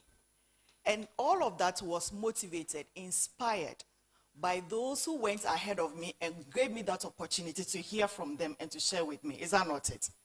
So I feel humbled and honored to be sharing my story with you today. And I hope that by the time I'm done with my slides, we all will leave here encouraged and motivated not to give up on what we are studying here as either public relation officers or journalists or communicators. Is that not it? Thank you very much. So let's go right away. Yeah, so that's just a little about my academic journey. I have an international certificate in disability studies from the University of Vermont, USA. Then there's the master's in communication. I have a certificate in broadcast journalism. Then a reportage by DW, professional proficiency, news reporting and presentation, and then BFA, that's University of Ghana, Bachelor of Fine Arts. Shall we move on? I am sharing my journey as a journalist with you, and I need you to pay attention. As you are sitting here, you are confused. I heard Mr. Theo talk about or respond to questions about whether journalism is lucrative, whether you should choose journalism over a job in communications or PR. We should be able to give ourselves or answer ourselves when I'm done with these slides. Yes, I have spent my whole life in the newsroom. Truth be told, when I was growing up, I know there are some people here, just like myself at the time, who were confused, who didn't know what to do. I had on my list as a teenager things I wanted to do when I grew up. First on the list was to become a pharmacist. The second was to become a bilingual secretary. And then the third was to become a journalist. To cut long story short, today I'm a journalist. As to what happened to the first two, let's leave it for another day. But yes, that is where I found myself. But along the way, when I got to the university and I had to start my training in journalism, I knew that I needed to do something, you know. And right from the word go, University of Ghana, first year, long back, I went to GBC. In fact, I sent an application to GBC and TV3. TV3 at the time was the only private station, okay, TV station, competing with GBC. And I got the offer at TV3. I could have decided to stay there. But then I was also looking to GBC because I thought that it was the station's, you know, network. They call themselves the pulse of the nation. And so I was torn between which of them do I go to. With all this thing about job security, the how relaxed the environment or warm the environment is, so you'll be able to get the training and education you want. I was thinking through. So whilst I got the job at TV3, I was still eyeing GBC. I really wanted to go to GBC. So my letter for me to start my job at TV3 was in my bag. I'll go to TV3 for like an hour or two, then I was dashed to the GBC to go and follow my application there too. And I did that for close to a little over a month. And then eventually GBC, though they didn't give me an official letter, they just said I should come. So, and I stayed in GBC from 2003 to 2007. How many years was that? I didn't have a letter. I was just going, and I was interning at the programs department. I did lots of things. Why did I have to do that? I had told you about my earlier ambitions to be either a pharmacist or a bilingual secretary. Knowing that those wouldn't materialize, I just told myself I had to hit the ground running. Otherwise, if I didn't get the opportunity to do that one too, then I was going to be lost totally. And the only way I could do that was to get to the grounds with the people who were already in the business. So point is, what do you want to do right now, and what are you doing about it for tomorrow? I hope you get me. What are you doing right now? I stayed in GBC for 4 good years. I did my national service there. And during, you normally have a 1-month period for, is it leave? Yes. I was on leave, but I wasn't on leave. I was coming to work. I was there when I got my first job appointment at TV Africa, where I started the real journalism work in the newsroom. And there I was producing, I was an editor, I was doing everything you can think about the news. I was going on location, I was assigning reporters, and I was like, wow. For me, it was a big thing. You know how it feels like when you finish school, and then you get the job of your dreams, you know. It's very rare. People have completed school 4 years, 5 years. They still do not have a job. Not to talk about what they want to do. They just want anything to do because they have finished school. But here I was. The opportunity just came. I was at work, GBC, one of those days, afternoon, and then I got a call that I should come over to TV Africa because I had left an application there for a job. And so it wasn't long. I had gone through the process, and I have been there. And I spent 6 years. Tim, can you please change the slide? Next slide. Yes, I had spent 6 years at TV Africa doing so many things. Next slide. Shall we roll up? Yeah. Go. Yes. I was at back. Okay. I was at TV Africa. Think about anything in the newsroom. Anything you can think about. I did everything. From reporting, from presentation, from producing, from editing scripts. You need to start from somewhere. You need to start from somewhere. And some of these jobs, you wouldn't be able to do them until you enter the space. And they are not everyday opportunities that will be advertised out there for you to put in an application for. The last speaker spoke about the need for us to revise the way we do our journalism. You know, we go about media work in this country. Things have changed. Things have changed. Gone were the days you would have to be by a TV set to be able to watch news. These days, sitting here on your phones, you can watch any news you want to watch of your choice. Sometimes you don't even have to wait for a certain media house to be able to get the news. Just among ourselves here, individuals on their own accord, with the help of social media and their phones, they are able to get the news and share on social media.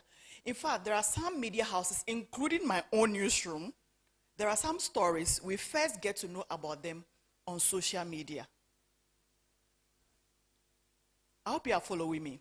We get to know about those stories on social media. But question is, how are you preparing yourself? How are you starting? Who are you watching? The newsroom operates a certain structure. On a regular day, you might come through as maybe an intern, you progress to a reporter, you'll be going on location, depending on the value you are adding to yourself in doing your work, and the team recognizes it. You might be elevated to do other things. You could be doing what? You could be either presenting, hosting interviews, and all of that. It's very rare for a media house to put out a vacancy and say that we are looking for presenters who will come and interview people on a certain program. It doesn't happen. You need to be in the newsroom. You should have gone through the mill.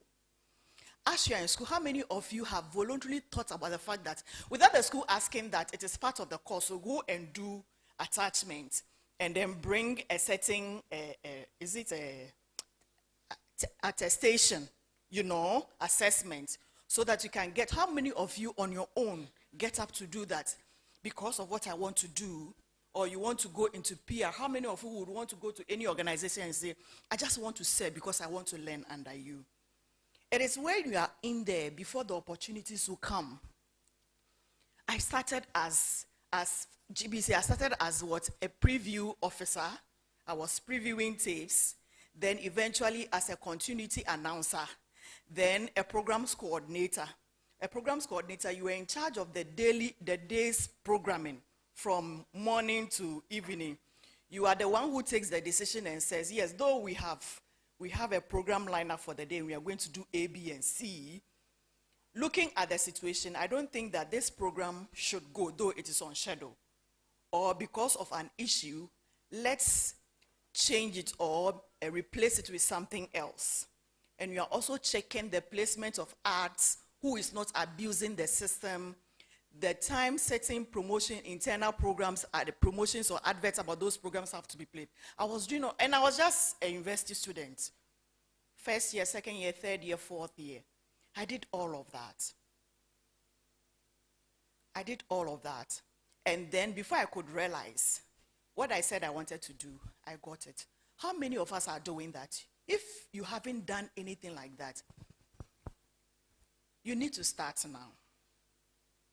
It is very, very critical.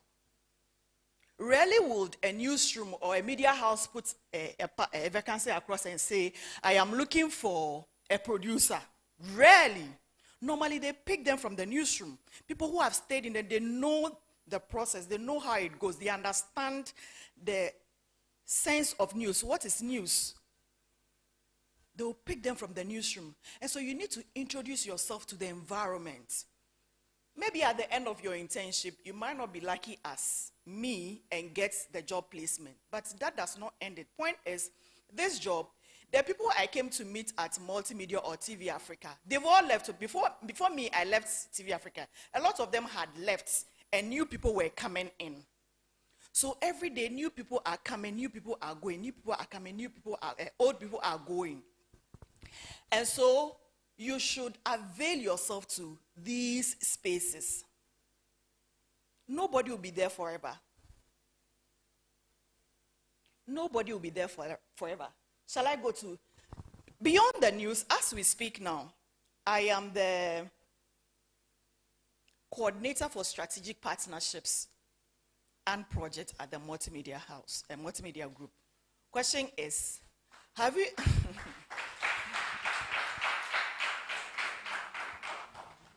how many of you have ever seen any publication by any media organization that they are looking for somebody to fill that role?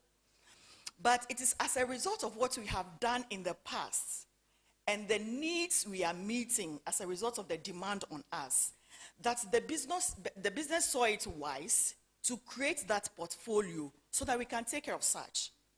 If you are not there, if you are not part of the process, if you didn't create that need, the position will not be there for you to fill. The organization might not even think about it. Right from the word go, I have done a lot of community work. So these are engagements, and that role requires that organizations, community level individuals, I meet with them. Sorry, can I meet with them on any day, anytime, find out what is of interest to them as far as this work we do in the newsroom are concerned. Often we are drawn or we are overshadowed by what is in the political news and what everybody is running after. But there are other things that concern the very life and existence of Ghanaians in different parts of the country. Question is, who is taking care of those people? Who is talking about those needs? Who is bringing it to the fore for state actors to act on it? Who is doing that? You cannot do that unless you get to the ground. You engage the people directly. The Australian ambassador was here a while ago. I met that woman about 4 years ago in her office with a group. Today when she saw me here, she was so amazed. And she was talking about the need for me to reconnect because there were things to be done. When I started off as a journalist, I never anticipated that I was going to get this far. But by virtue of what we have been doing, you know, news is not just about, now news has grown. It's not just about you seeing a presenter on the TV reading scripts, then they'll play videos. It has gone beyond that. The development community have needs that they want the government, the ordinary Ghanaian, they want them to know about, they want them to be part. How are you as an individual positioning yourself so that you can take advantage of these needs and bring it to the fore as far as media is concerned? So that is what I do in terms of strategic partnerships. So they would come, they are not looking for just a 1 minute or 5 minute story in your news bulletin. They want to do extended programs. They want to do 1 month. They want to do 1 year. They want to do 2 years. This is where your communication skills would come to bear. This is where your creativity skills will come to bear. This is where your ideas, if you're a journalist, you have to be creative. You need to be observant. You have to be somebody who cares about the everyday person.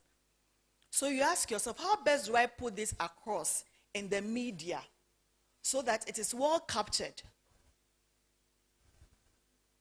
to send the message across well? Please, shall we go to the next slide? As part of this presentation, I'm supposed to share with you the opportunities this job has brought to me. It's been vast. I can't mention all. Just about 2 weeks ago, I was appointed the West and Central Regional Coordinator for REMAPSN.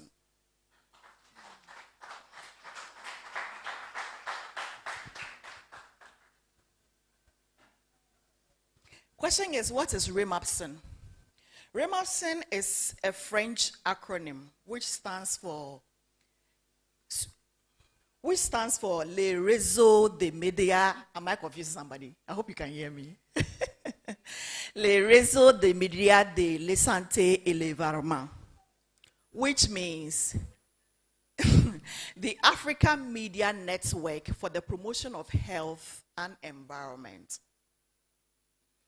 2 years ago, until I was introduced by one of our partners that I work with at Multimedia, they didn't have representation in Anglophone countries. They were largely in the Francophone countries. This is a network of journalists across Africa who are into reporting in health and environment. And I was attending one of their conferences, and their president was like, wow, we need to be in Ghana. Why are we not in Ghana? Would you lead that course for us? I said, why not? There and there. This is less than an hour. I was commissioned as the country coordinator for REMAPSN Ghana. My job was to come and establish the Ghana office and then mobilize membership so that we can register REMAPSN here in Ghana to promote the work of the media beyond Ghana on the African continent. REMAPSN currently has representation in 35 countries in Africa, West and Central Africa. And in doing that, what do we do? As a journalist, the work you do in terms of health, in terms of environment, you have to let the world know there are things that concern the health of people that the world must know, and actions have to be taken. So we are using our experience as journalists to push that agenda. That is what we do at REMAPSN.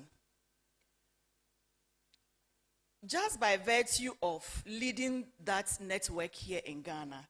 So this is the board here in Ghana. I am the national coordinator, then I have other managers as part of the team before we have the general membership. Then not long ago, this picture here, this is Ghana Health Service. Ghana Health Service setting its priority research questions for Ghana. So there are so many needs in the health sector. Which of them should we prioritize and source funding for? Ghana Health Service often would not be able to do most of the things they do on their own. They need partners, they need donor communities to give them money. Government of Ghana, they need people to give them money. They can only do that by showing proof that, assuming we are talking about childbirth or adolescent issues, it is of priority to Ghana. We can't afford to overlook or play down on those things. And so you need to show proof that this thing is critical to the health needs of Ghana. And in so doing, then you can get the attention of the donor community to invest in that area. And all the people you see in that picture are all 95 medical doctors. Some are retired, some are still active, some are heading so many health institutions. And I am the one far at the end there. I was the only journalist in that team of experts to help set priority questions, research questions for the Ghana Health Service to be able to do its work or get funding from. If you are here and you are confused, yes, you find yourself in the Department of Journalism, is that not it? Yes, in this university, and you are not too sure what your future would be. I'd like to let you know that it's not that bleak. And Mr. Yate emphasized that already. And it's also about what you put in as an individual. You have to be focused and deliberate. And consistency pays. Consistency pays. At this level, you might not be able to determine if you go to the newsroom reporting, doing something on education, on health, on environment would be your strength. You would only be able to know when you enter there. There were days that some of my previous news editors thought that I had strength in politics. So when I started my journalism, they would ask me to go and do political stuff. But different news editors also saw different strengths in me and invested in me and kept me on that course. Focus, just keep doing this. I have been doing this for the past over 20 years. I could have exited. Initially, it doesn't pay. And Mr. Yaste said, it can be boring. You wake up, you go to the newsroom, all you do is, if you are not assigning a reporter to go and cover a story, you are editing their scripts. Every day you are writing somebody's English for him or her. It can be very boring. And you end up correcting the same mistakes every day. If you're not doing that, as an editor, you are thinking about what goes into a bulletin. Which of the stories you think is priority for Ghanaians to consume? And you are looking at how things play out at the end of the day on the screen, on the TV, even on social media. It can be tiring. And you do this every day. Every day. You do this every day. Question is, why didn't I quit? Why didn't I quit? I told you growing up, I had 3 things on my list. And I've come to tell myself, this is what I want to do. And time has proven to me that I am not in the wrong place. Question is, would I move out now? Of course, I would if I get a better opportunity. But at this stage of my life, I'm not looking for experience. I want money. I want money. I hope you understand me. So probably the only reason that will make me move out of multimedia, like my colleague here, Spikey, who used to be with me some time ago, would be money. Otherwise, what experience am I going to be learning again after how many years? 20 years. Then I'm a bad student, Papa. That is like going to the university for 20 years. You are not progressing. You know, and on daily basis, if I'm not writing proposals, if I'm not implementing a project, then maybe I'm meeting a partner somewhere discussing a potential idea and how to put it together. If I'm not attending a conference or something like that. At the moment at Multimedia, this is my newest baby. This was a call that was opened by the German embassy about 4 months ago, and I had to put in the application. These processes can be very rigorous. Point is, these experiences come to you as you are in the newsroom. And these things, they are generally media. We all have heard about climate talks, right? Yes. It is about how the weather is changing and it is affecting our lives negatively. Sad thing, most of us have very little knowledge about it. Even those of us who say we are very educated. We do not seem to understand what is happening. So that is where you and I come in as journalists. That's why you not go and sit in the classroom and study too. We need to be on the ground to demonstrate it to you. On Wednesday, I was in Jamestown trying to put together a feature just to bring to life what it is that we are coming to talk about on this climate talks. Guess what? I was almost lynched. I had to go on my knees at a dam site just to beg that nobody harms us so that we can get the story out there. There are dangers, there are threats in what we do. But it's also about openness and your attitude, how you go about it. We're able to overcome that threat. There's also this thing we call impact makers at Joy News. I don't know if you have heard about it. How many of you have heard about Joy News impact makers? Yes. We bet this about 3 years. The first edition was in 2023. We did 2024, and this year we are doing another. What do? We just shine the light on individuals like yourself in your community who are doing marvelous. Often, all we talk about are the politicians, okay, who has gotten an appointment, where he went and spoke and got the best of applause, or people are hooting at him, and then we look at those videos, then we laugh. How about the people at the grassroots, in the corner, at the remote places of the country, that nobody is seeing, but they are building school blocks, they are building accommodation, they are providing light, they are providing water, they are providing dresses, even daily meal, 3 square meals. They are providing it for their community members, and they are not doing it because government is giving them money. Some of them, it is from their own pockets. There was this teacher we celebrated in the first edition. She was from the Bono region. She uses her salary. How much does a teacher earn? She uses her monthly salary to buy bicycles, sanitary pads, and goes around the community to give it to underprivileged girls, just to encourage them to go to school and learn.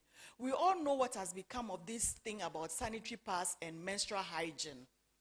So identifying that challenge, she has decided that with the little money government gives me at the end of the month, I'll commit a certain percentage to change their lives, to give these young girls reason to go to school. Tell me if this person is not worth celebrating. Every day we are hearing about scandals about politicians and how they have embezzled a certain public money which is meant for a certain project. Anyway, you and I are here, we pay taxes, but we are still driving on potholes. You know, our gutters are choked. When it rains, our homes get flooded. People are complaining that they do not have jobs. But there are people in the corner, in the remotest part of the country, who are doing things to make sure that the lives of their community members are better. Why are we not talking about them? So we gave birth to Joy News Impact Makers. The whole idea is to spotlight them, celebrate them, and encourage them. And for them, just being on TV and radio alone is enough. Don't give them anything. Because in so doing, we give them that exposure so that corporate Ghana can come in and support. Then there are other health things I have done. All of these are projects I am leading at the multimedia group. This was during the peak of the COVID, you know, this thing about the stigma, there's the need to wear the mask, all of that. We got some partners on board and we had to start some project, something just to beef up the awareness creation and the citizens' responsibility, civic responsibility, the things that we need to do just to reduce the impact of the pandemic on us. And it went a good way, it went very far to impact the outcome of the awareness that we wanted to create in Ghana. And quite a number of them, I will not be able to share all, but just briefly what happened. What I want to tell you is that there is no way you'll be able to do these things if you are sitting in your house, fresh from school, and then all you want to do is to be writing application. It is not possible.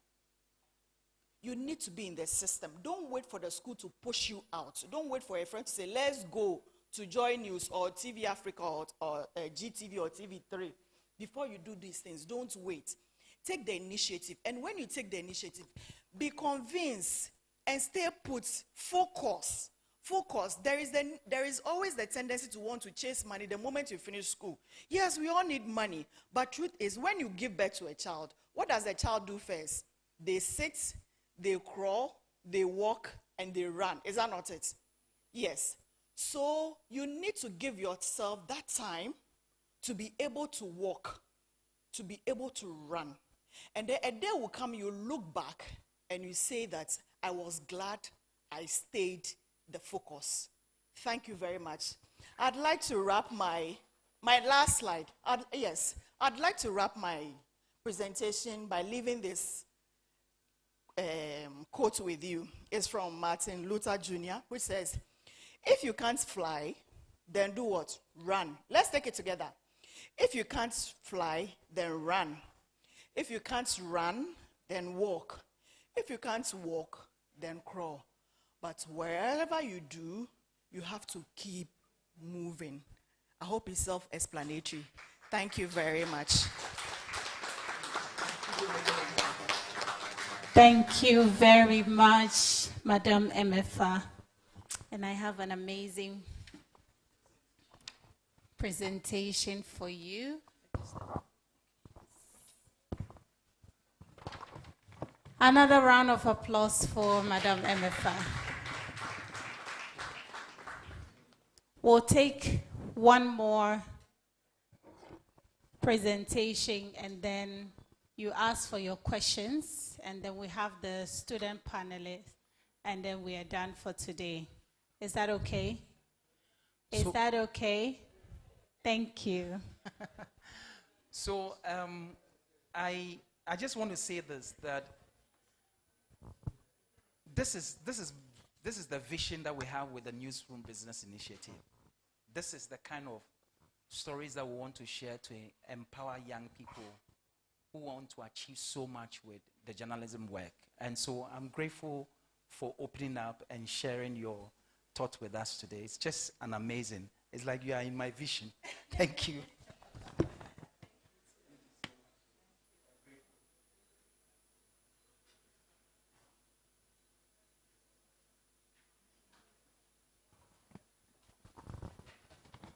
Okay, thank you, Madam MFA.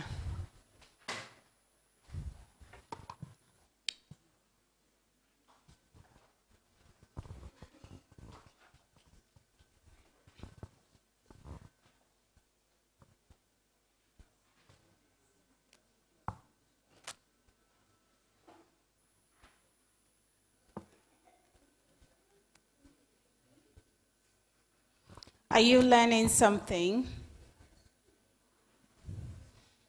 Are your books full? Oh, the yes is not powerful. Thank you. Hi, Spiky. Today you ran away. The last time, by the time I blinked, you were gone. So my next speaker, who's going to speak on freedom of expression in the face of AI revolution, is in the person of Kobe Spiky Nkrumah. He's a group head at EIB Network. He's a dynamic tech entrepreneur, IT specialist, and a creative thought leader known for his expertise in AI. He also has a power smile. You notice it. He has a power smile. And because I'm a power smile ambassador and originator, I love smiles. So, and he's leveraging, he drives a digital transformation and shares insights on leveraging technology to boost productivity and innovation beyond tech. He's also a music producer. He's passionate car enthusiast, blending creativity with technology to inspire the next generation. With a rounding sound of applause, please let's invite Spiky.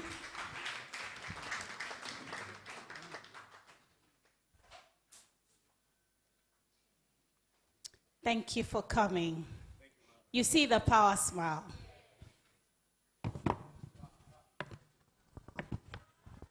Hello. And it's afternoon. Good afternoon. So, my presentation, or whatever I'm going to talk about, is going to be largely very tech biased. And considering that you are the generation of techies, I mean, I'm sure a lot of you here are on one social media or the other. So most of you here, do your assignments with ChatGPT. Don't lie. Show by hands if you don't. 1, 2, 3, 4, 5 in the back. 6, and then the liar who put 2 hands up. Now, listen, we've been trained to believe that suffering justifies success, right? If you don't suffer, you can't succeed. And so we glorify suffering too much. But if we really wanted to glorify suffering, we would go back to writing with a parchment and the feather and ink. Is that what you want to do? Why do you do your assignments on a computer? Why do you research using the internet? It's faster. It's more convenient, right? Why don't you go to the library? Why? Time consuming. It's old-fashioned. I like that. It's boring. Someone said boring. Oh, books are boring. But what you're reading online is essentially what you're seeing in the books that have been digitized. So why is the books boring? And the interface, the user interface, I actually really like that. Okay, so you see, if my presentation is ready, but I like this segue. You that said interface, very important. Any digital platform would be useless with a very bad user interface, right? If the app, you didn't know how to use the app, would you use it? If the app was confusing you. Now, the reason why I asked you all about ChatGPT, and then I said, there's no harm in using ChatGPT. There's no harm in thinking that it's making your life easy or making your work easy. I'll give you a scenario. Say 50 years ago, your parents, when they were doing their thesis, assuming they were doing some research, they would go to a library in their neighborhood, no? And they would be limited to only the knowledge they would find in their neighborhood. True or false? So over time, that changed, right? That was the birth of the internet, my generation. I'm sure somebody's looking at me like, your generation, like, how old are you? I'm quite old. Don't play with me like that. My generation, we got the internet and we got the computers. The computers first, and then the internet. And those who know Encarta Encyclopedia, show by hands. Encarta. Okay. So That's what we had to leverage us above our parents. So we had a little bit more knowledge, access to a little bit more knowledge than our parents did, right? And then because of that, we were able to broaden our horizon, as they would say. Now, today, you have the ability to use artificial intelligence. Now, the benefit of that is that you have almost all the knowledge in the world at your fingertips within a split second. Imagine if you had to go to every single library in the world to get all that information. Now you can get it from ChatGPT, Perplexity, Claude, Meta AI, Snapchat AI. I wince when I hear Snapchat AI, but yeah. And all the other AIs that give you all that information. So it's not making you work as hard to get more information, right? But then there's something that we need to strengthen. There's something that we need to work on, which is what? I pointed at my brain, so something to do with the brain. It's what? To reduce our over-reliance on artificial intelligence, we have to develop something within us. What's that? I like interactivity and I like rewards, okay? Anywhere I go, I reward people who interact with me because that's what makes the presentation engaging. So I will reward anyone who interacts with me and gets the answers that I'm about to give you correctly. You want to know it before you answer. It could be anything. I mean, so shoot, what do we need to strengthen ourselves in the age of AI? To reduce our over-reliance on that technology, what do we need? Creative. Okay, I like that. It's not exactly what I was looking for, but I'll reward you halfway. So, let me see. Okay, more. There's something else. Yes, you. Think, yes, but something. Who said critical thinking? Okay, so you get double, and then you get one. Good. So, you see, critical thinking is essential. Without critical thinking, we are slaves. Okay, we are slaves. Yes, you want to answer a question? I'm sorry, there's no question yet. So, you are all we're about to witness a very, very groundbreaking thing. Okay, AI is revolutionizing everything that we do. I've done talks with musicians, AI in music, AI in journalism, AI in human resource, AI in pretty much every industry that you can imagine, okay?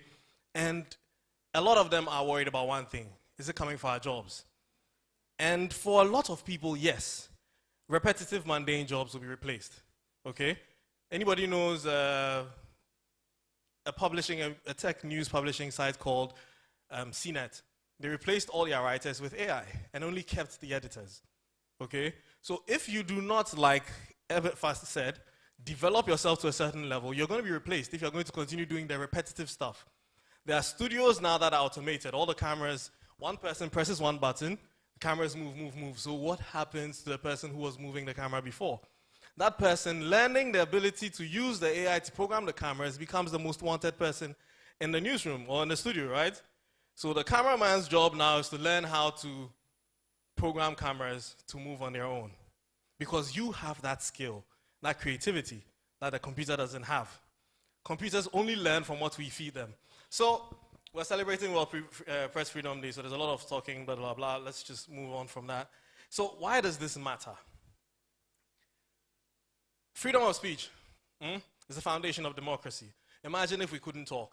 I will be very careful about whatever I said here, because the freedom to speak is guaranteed, but the freedom after the speech is not. I'll finish, I'll say something, offend someone, walk out here, and there'll be armed people waiting for me. All I'll just say is, bye. I may come back, I may not, right? And then, technological transformation. AI is basically altering communication. When I say this, what I mean is that there are so many new platforms. MFA talked about how news is now breaking on social media, right? How many of you read news from news platforms today? It's social media. Something happens, you see the video on WhatsApp, Twitter, Facebook, Instagram, Snap. No? Some of you even break the news. I'm sure one of you here has recorded a video of something happening and shared it in your groups because you were there first. Right? Good. So technology is changing those things. Then it's amplifying your voice. Today, you can't be a local champion unless you want to. You have the ability to go global at a click of a button. True or false? So, in this age where you can go viral almost instantly, it's the same way for doing the right things, the same way you can go viral for doing the wrong things. And it's the same way good news reaches you fast, the same way bad news would reach you fast. Today we see videos, and now the question is it real? No, this one is AI. Is it real? No, it's AI. There's a new dimension has been introduced. Next. So AI is really shaping our expression as people. Algorithmic curation. Who knows what an algorithm is? Another opportunity to cash out. Yes, sir, in the Batakari.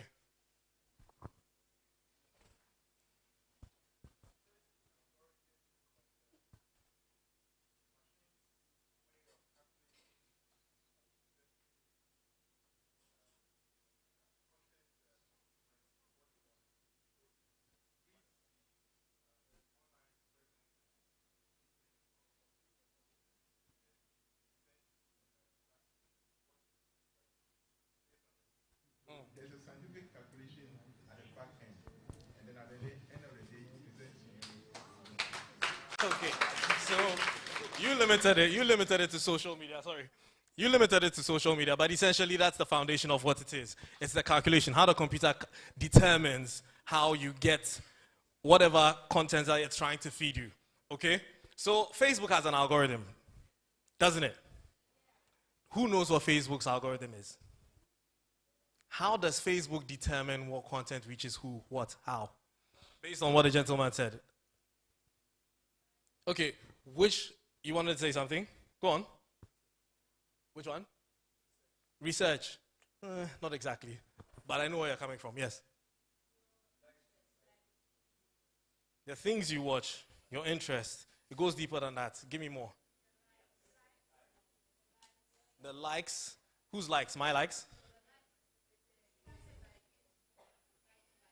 Mm-hmm.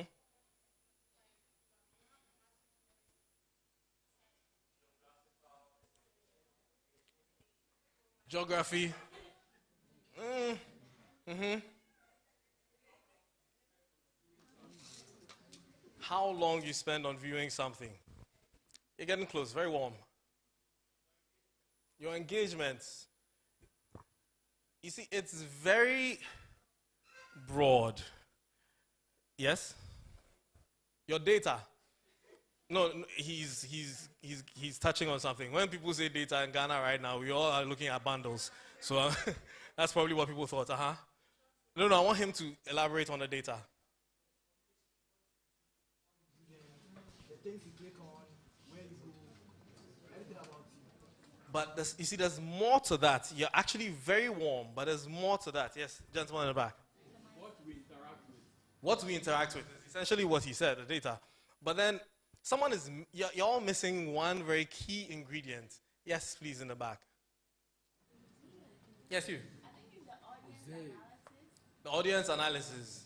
It's essentially the data, still bordering on the same. You're coming closer, the demographics. So demographics is also inside your man's data over there, but there's something. Okay, let me give you a hint, okay? No, I'm not going to give you a hint. If I give you the hint, you get the answer. All the way in the back. Shoot.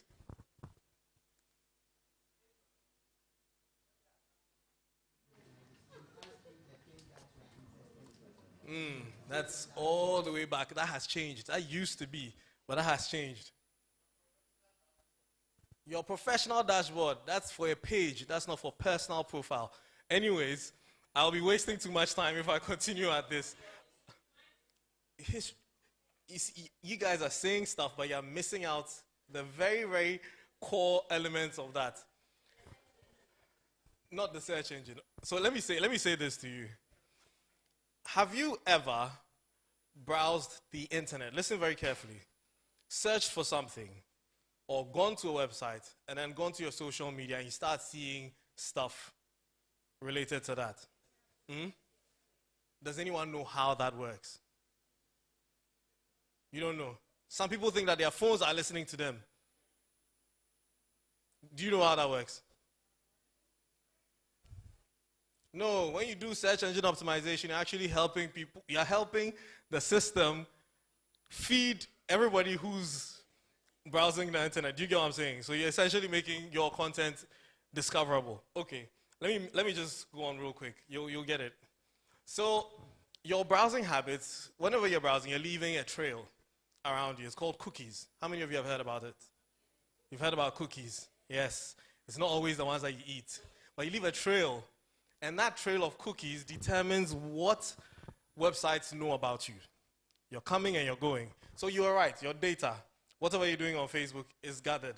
But then there's so many other things, including your cookies, including your interactions. Someone mentioned how long you spend on something. So all of you are right, but it's all bits and pieces of that information that I'm looking for. Okay? So don't worry, you still get the opportunity to make money. Now, this changes based on every single social media platform. The reason why TikTok blew up was because of its algorithm. Okay? And the reason why a lot of you here, your FYPs are like everyone's FYP here is different. True or false? There's no two people with the same FYP, even Siamese twins. They may share the same body, but different heads. And so as a result, their FYPs will be different because their interests are different. The engagements are different. What they comment is different. The sentiment analysis, when you say something positive versus negative on a post, the algorithm knows, and it determines whether to show you more of that. Now, the reason why the algorithm is doing this is because it wants to keep you on there more, right?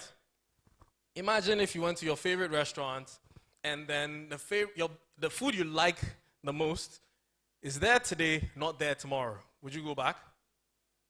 I only had 2 no's. It means this side, they like food. This people, you don't like food there.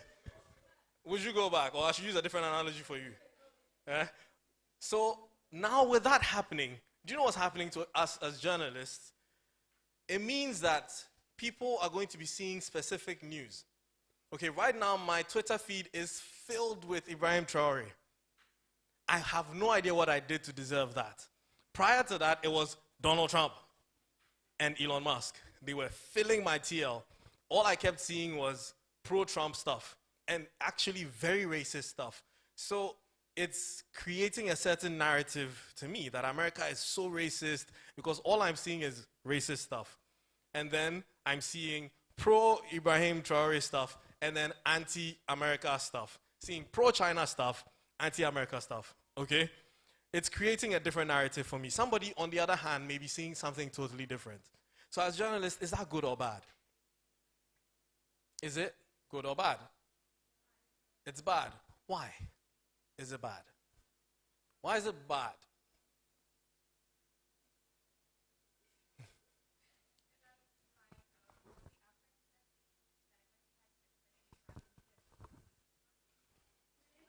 But wait. Did you guys hear?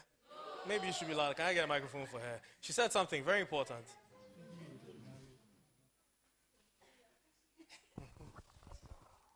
Okay, I said it has affected the diversified perspectives that the media is supposed to give to us. Great. So, there you go. Thank you. So, it has affected the diversified perspective. As journalists, you're supposed to have diversity. It's not supposed to be one way, right? But at a point, all I'm seeing is one way.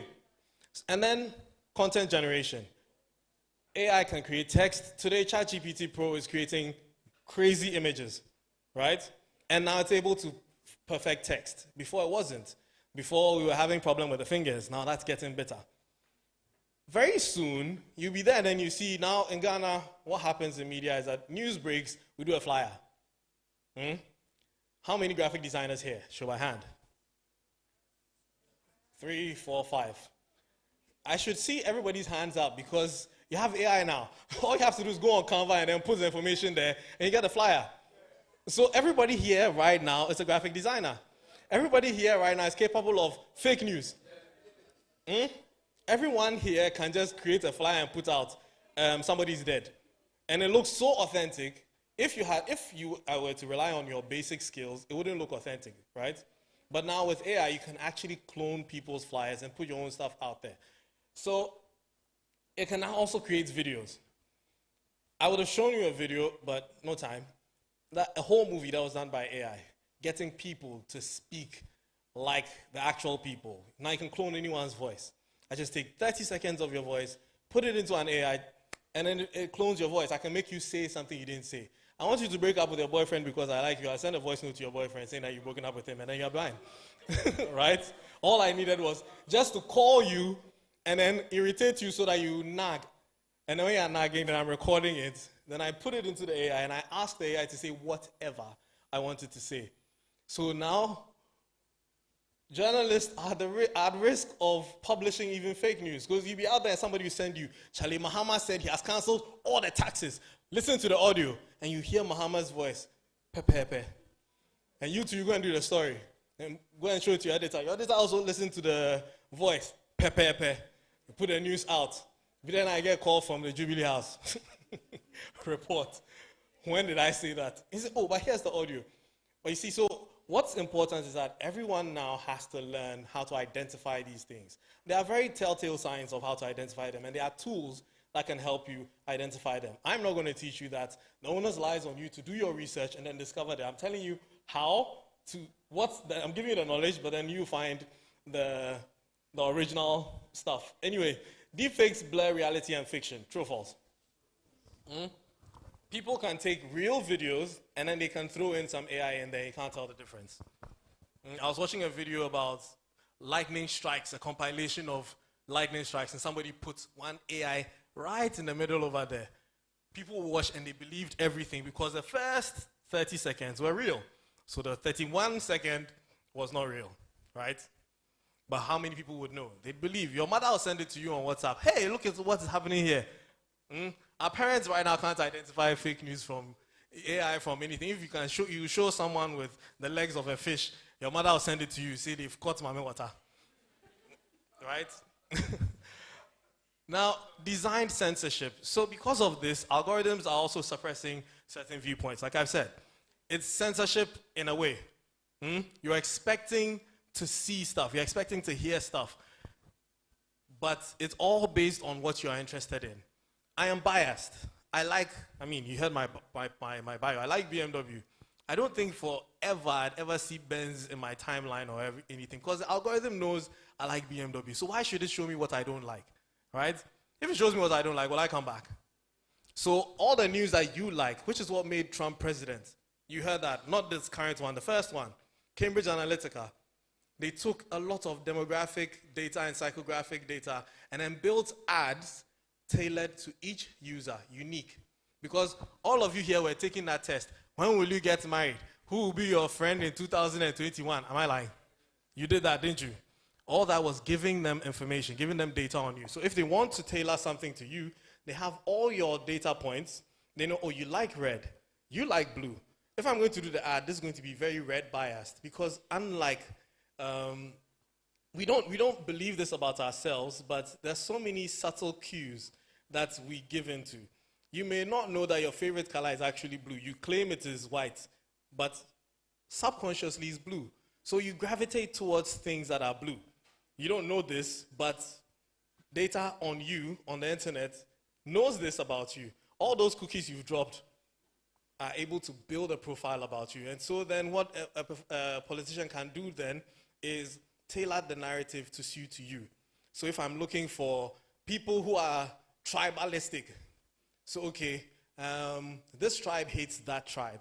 So I'm going to create an ad for this tribe of people, pretty much insulting that tribe. This tribe will never know that this tribe is seeing that. And this tribe is also going to see videos insulting that tribe. And they're never going to know that this tribe is seeing that video. Do you get what I'm saying? And then you will see it and be like, this guy is for us. He's our guy. You see how he's talking against those people? That's our guy. Then these guys will be seeing the other video and say, yes, tell them. But meanwhile, all of these things were made possible thanks to all these AI algorithms. And then it skews the whole narrative.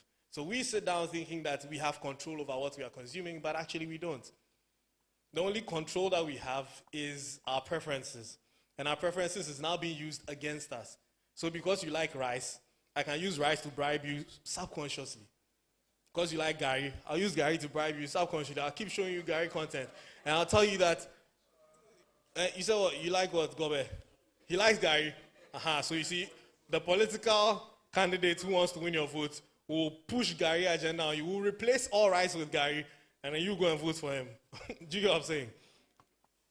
So AI is doing all these things, but then, as with everything, I'm sure when somebody was inventing the knife to cut vegetables in their kitchen, they never imagined that somebody used to stab someone. Otherwise, would they have developed it? Exactly. So I'm sure when they were developing AI, they never thought people would use it for bad. But as with everything, people use it for good, some people will use it for bad. The chairs we're sitting on, if wrestling happens over here, somebody uses it to hit someone. And so even though it's a chair meant to be sat on, it can be used for something bad. So AI can be used for something good. It makes things accessible. Okay? Today, anyone in this room can speak any language thanks to AI. You don't have to speak it. AI can translate whatever you speak. You can do a video speaking English, and you can use an AI tool to change the whole audio into a different language. And it would even lip sync your lips to match, make it look like you are actually speaking that language.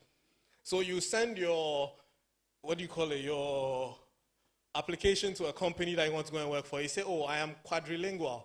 They're like, oh, you speak 4 languages? Absolutely. Here are 4 videos of me speaking Chinese, Japanese, French, and English. Until the day comes when you have to actually speak it. But yes, there are benefits to that. You can actually broadcast your news in multiple languages. You can put things out there in absolutely any language that you want to, and then you'd reach people. Prior to this, if you use Google Translate, it was a telltale sign that you use Google Translate, right? Because it wasn't very accurate. But now, because of AI, they can speak like us. Efficiency. How many of you here use CapCut? Ah, wonderful. More hands. I like that. It means that we're progressing. You see, video editors, you are going to be out of job soon. Oh. Now everybody can edit with CapCut. There's a tool that I used to use. It was called Quick. You drop the videos, and it will automatically edit it for you based on highlights on the video. Now, they say you should pay money before you can use it. But it's made people more efficient, just like Canva is doing. Canva is even helping people write code now. So now anyone here can develop. Anyone here can write code. Okay, I'm a trained journalist, but I've always had a passion for technology. So what happened to me? I ended up in tech, in journalism, right? You can be in any industry as a journalist as well, because you have an upper hand. You know how to tell stories. You know how to, basically push out a certain narrative. So cut across as a journalist and as a PR, and you can amplify underrepresented voices, okay?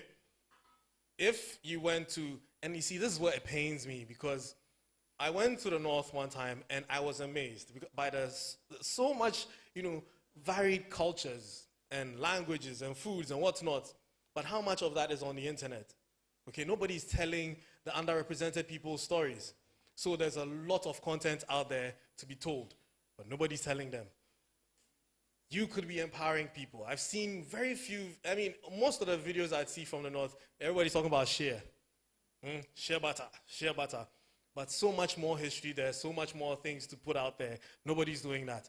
But thanks to AI, you can be writing your scripts, feed it with enough data, and develop your own, how should I put it, your own process.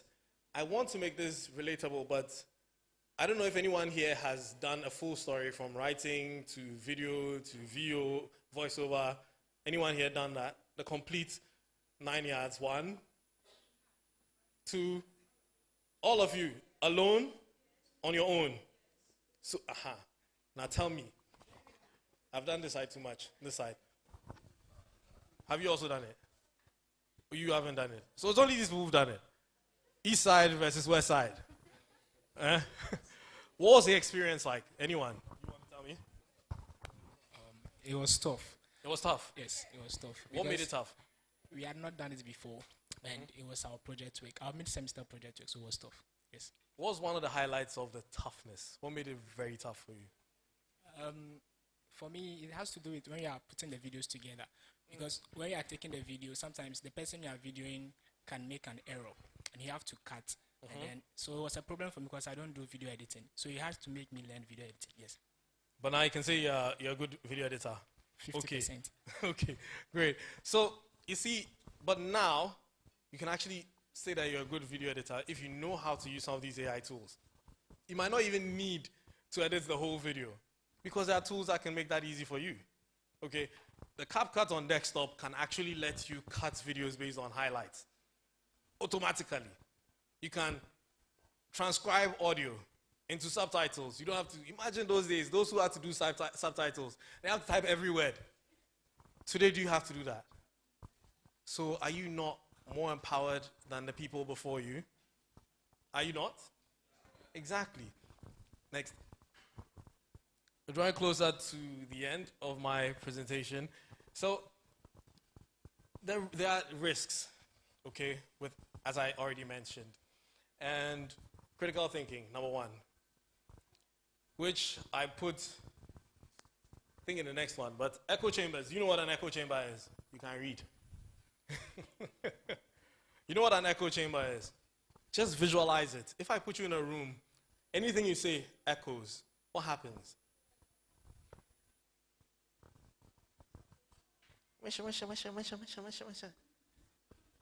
No one is saying something. Everybody is machine. The people in Trasaco, you won't talk. Trasaco, you know, rich people don't make noise. You can't pay the day. So they sit in the back and then they watch us. You know, I'm the poorest person because I'm in front. Yes? What do you say? Okay. I would like to use an example. As you said,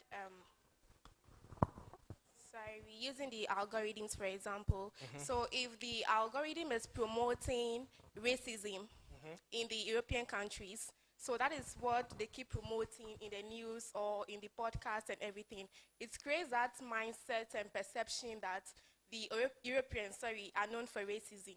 So that is the echo. That is, they are promoting the same belief or perception throughout the country. Okay, thank you. Anybody else? Oh, you guys won't add. Hey, please put it back on the screen. Oh, hey. Say your chairman to me. Sorry. It seems when you are in a room where there's no any this in the room, there's nothing in the room, and you are speaking, you could hear your voice again. It's more or less like immediately you keep on watching the same thing. They keep on giving you the same thing that you are watching. So if it is Ibrahim Touareg today that you watch, tomorrow it's the same content that they keep on giving you. So you will not, let me say, improve your in terms of your education. Something which is going on somewhere else, you will not be getting it. They'll be giving you the same content. Right. So can someone give me like a real life representation of something like that? So if, with the examples these two have given, how does that apply to us? Like real life right now. What's one occurrence that could happen from this?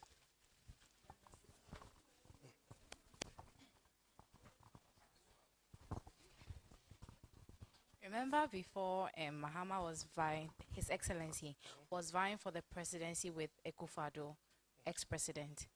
The media space, especially on X, was promoting him to be incompetent. So it was everywhere. Mahama is incompetent. Mahama was incompetent. It was everywhere. So people just assumed that he is incompetent by these agenda boys. And lo and behold, he lost the election due to his incompetency. Right. Do you guys agree with what she said? Oh, Trasaco, you are representative of Trasaco and they're not giving you fans. Do you agree with what she said? Your campaign is not working, or? Do you agree with what she said? Okay, anyway, so she gets. So, another example would be that, you see, when the more you get to hear the same thing, it makes you, it creates a certain false sense of reality for you, okay? If you really want to if you want to see the impact of echo chambers, is what we like to say. There's an account term for it that I'm trying to remember. I'm sorry, but I can't remember it. But it has to do with the fact that there's a proverb that you think your farm is something, but because you haven't been to someone's farm. What's that saying? You see, uncle be a class farmer of the year. But that's essentially what happens. You just keep seeing only one narrative. So you begin to believe that that is what is happening, or that's what the world is all about. But really, there's a big world out there. Look at America. Until Trump's tariffs, they didn't know that their bags and stuff were being manufactured in China. A lot of them thought, oh, it's made in America, it's made in Europe. Then the Chinese came out and started proving to them that, listen, everything that you are enjoying is made here. And misinformation at scale. At this rate, with the rate at which AI is becoming more accessible, anybody, anywhere is at risk. Tomorrow, somebody could put your face on a video, and then you could be out there. You'll be there, and then people are sending you your quote-unquote sex tape. Meanwhile, you were never in it because of AI, right? You could be there, and then they've beaten you at the market because you stole something. Meanwhile, it wasn't you. But someone is defaming you, right? And it'll make it very easy for anyone to do that. And because of the way that the algorithm is working, invisible censorship, as I've put there, it makes everything seem like you've been censored. You don't know you're being censored, but you're just seeing only the stuff that you enjoy. And so your bias is reinforced on and on and on. So now we're going to look at the role of us as journalists. Next slide, please. So first off, who controls the algorithms? It's the digital platforms, right? The Facebooks, the Twitter, the Instagrams, the TikToks. Since Elon Musk bought X, haven't you seen a change in the Twitter algorithm or the X algorithm? Haven't you? You have.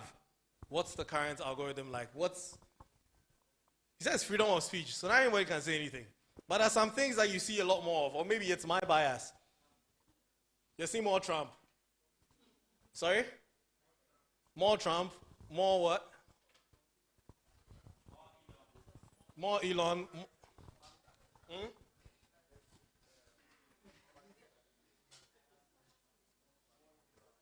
Very scattered answers. I take it that you guys are very tired.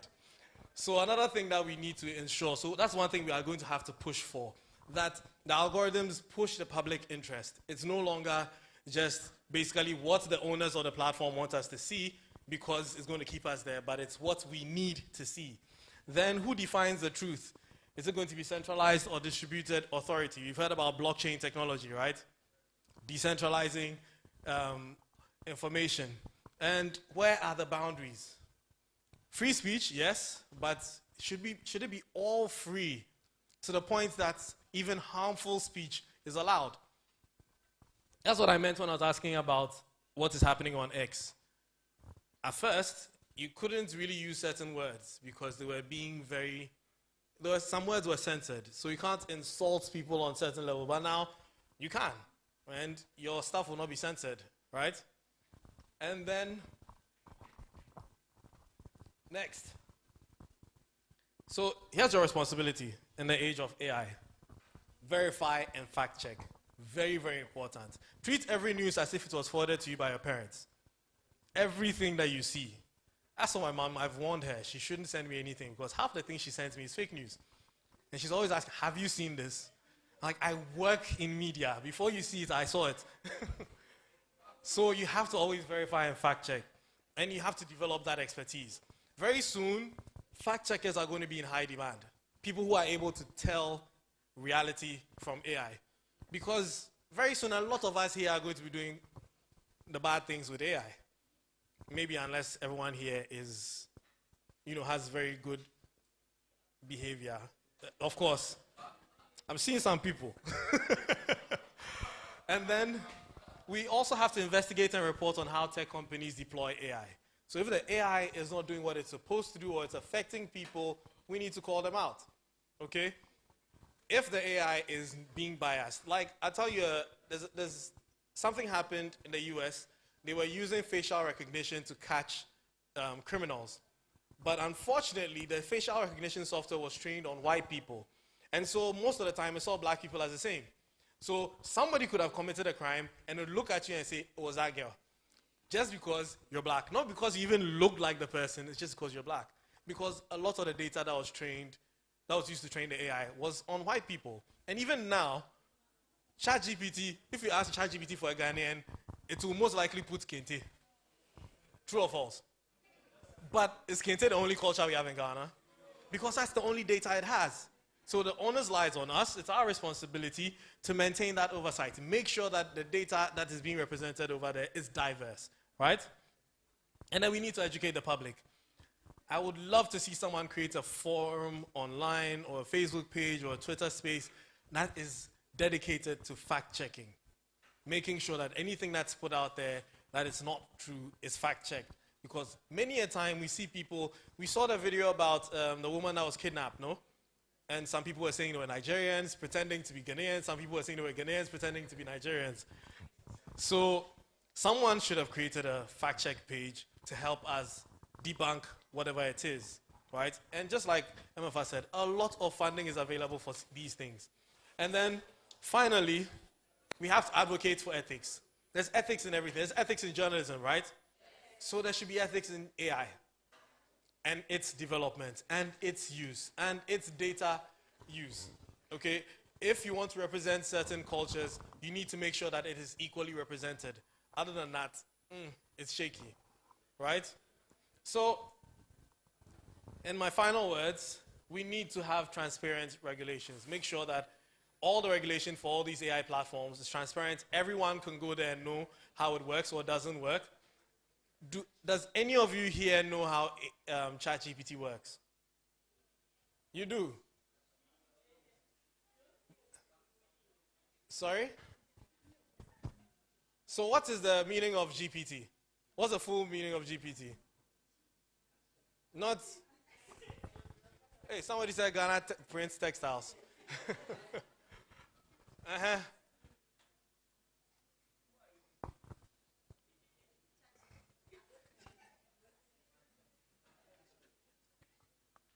GPT.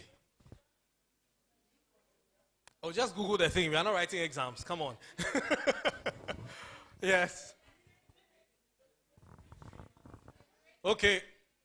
Good. Now let's get into the generative pre-trained transformer. So what is generative? What is pre-trained? What is transformer? You can generate text and what? Uh-huh. And then the pre-trained is what? It has been trained, obviously. But on what? Someone is saying something. Someone is, patterns. Okay. Patterns of what? Of language. Existing information. And then the transformer. The transformer. Nobody knows what a transformer is. Any ECG worker here?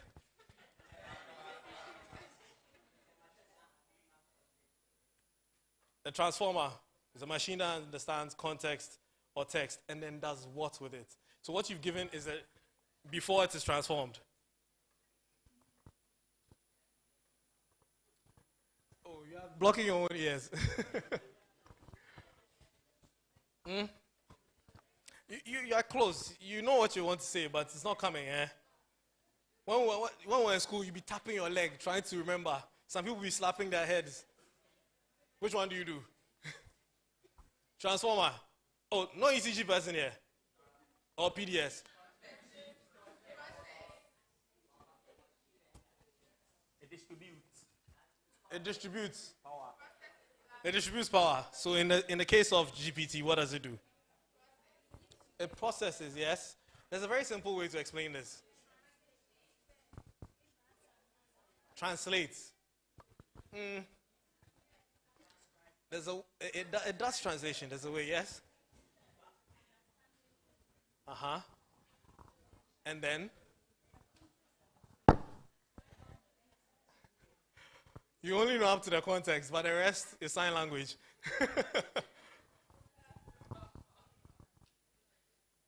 I said I have 5 minutes, so let me just round up. I wanted to give somebody something, but...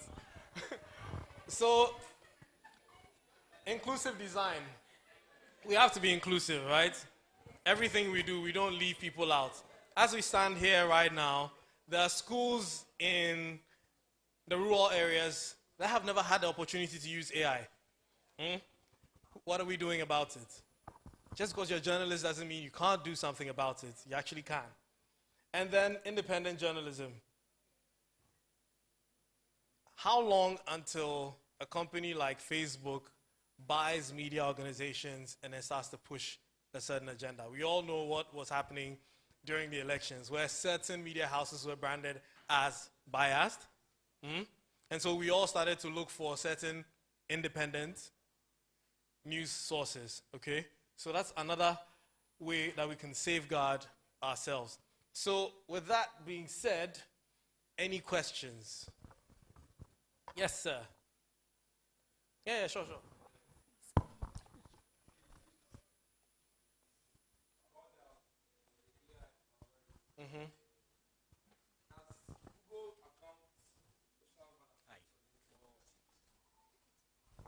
It doesn't, because sometimes I search an information on maybe Google Chrome. My Google account is connected. Signed in, yeah. Signed in all my applications on my phone. So I can maybe search something on Google Chrome, then later on it starts flooding on my FYP, maybe on TikTok or Instagram. So I'm asking whether Google account has an effect on the algorithm. The fact that you searched on the browser on the same device. Gentlemen, the fact that you searched on the same device is actually your first doorway to getting the whole system to know you. Okay? How many of you have heard of Tor browser? Tor browser. How many of you have heard about Brave, the Brave browser? Why? Hey, the people who have been using incognito mode. You see, we are seeing you. You know yourselves. Those, you see, the angels don't know what we are talking about. But I see y'all, right? I see y'all. Afraid to leave traces of your habits online. I see y'all. But basically, if you should search for something in your browser, you've initiated a tracking sequence. Whatever you do subsequently is going to go to the next application or browser. If you move from a web page to another, you're going with your cookies. It tells it where you're coming from, and it tells it where you're going. So when you go to another site, it tells it where you came from. So the last 3 steps or more.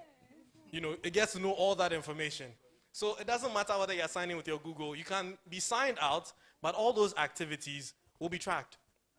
So you can do that in the internet cafe. Don't sign in. They will only track the computer and the internet cafe. But you'll be surprised that you might end up signing into another website or platform, and that information will be tracked. See, it's a very, very intuitive way to track you, and they come up with very, very interesting ways. Sometimes even an image has something Facebook calls a pixel that's in it.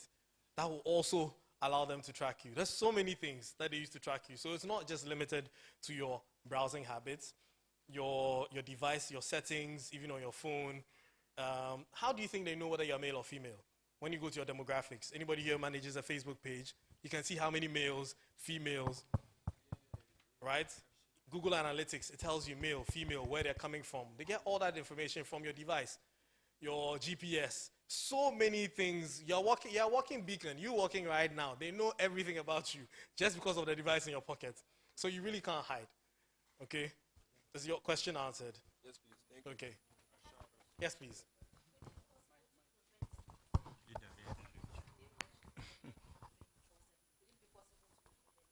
It is, yes, it is possible, and it is impossible. There's so many things you have to do if you want to be anonymous online, but it's near impossible because almost every platform is tracking you. So either you're going to use anonymous accounts, you're going to use Tor browser, you're going to be cleaning your cookies as you're going from site to site, making sure that when they ask you to accept, you say no. But in certain cases, if they ask you to accept and you deny, you can't even use the platform. So you still have to accept. And then there's so many things you have to do. Even the devices you use, there are certain devices that prevent you from being tracked. So those who use Apple will claim that they have more privacy by design. So Apple's default is not to allow you to be tracked. That doesn't mean Apple isn't tracking you, right? Apple will be tracking you, but they would rather not you give your data to other people because Apple is selfish like that. You do get it. So a lot of devices out there, but there are certain devices that would automatically just not allow these things to happen. But it's a stretch, and it is very difficult. Now privacy companies are trying, or privacy organizations are trying to push for people to opt out.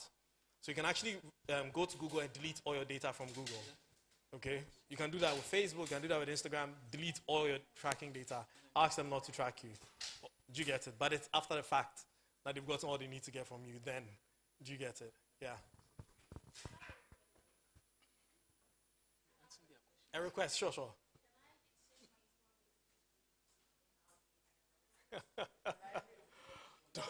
Don't worry, we can have a discussion about that later. Anybody else have a question?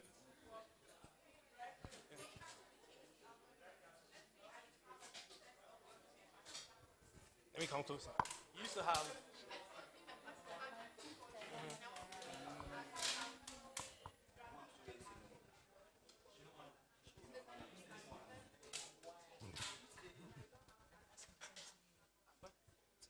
So, it's behavioral, right?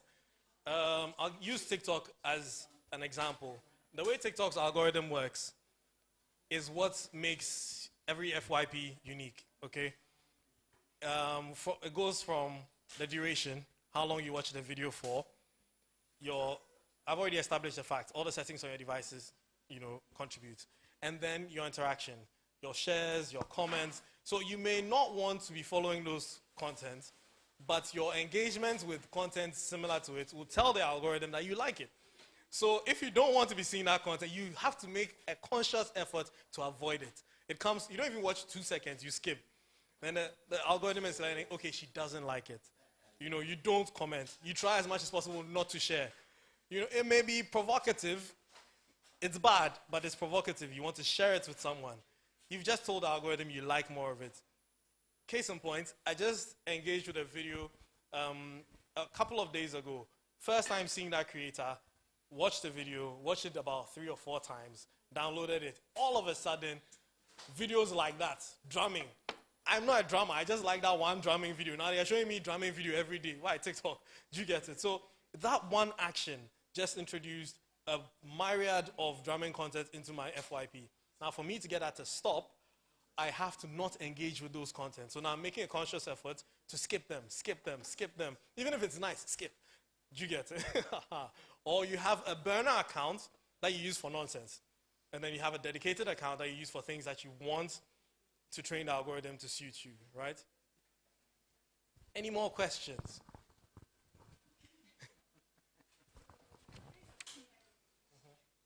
Finally, an AI question.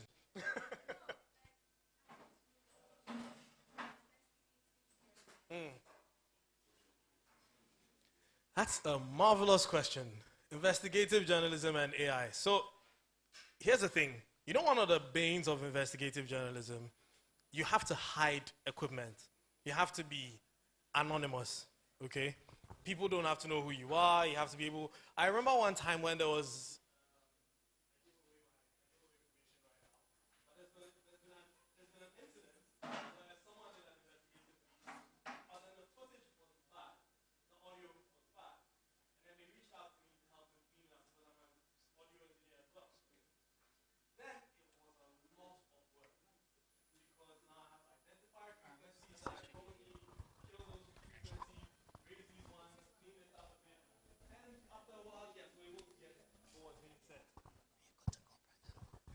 So then we had to, do it. But now, I just feed that into so many different AIs, and they'll clean it instantly. Like, it's faster than I spent 2 hours doing this. So in the face of AI, you've got a lot of tools that can help you with your work, right? So you can take some of the most rubbish videos, and it can enhance it. Maybe something happens somewhere, you want to enhance the image. It can enhance it. Even in smartphones right now, the cameras are using AI to enhance images.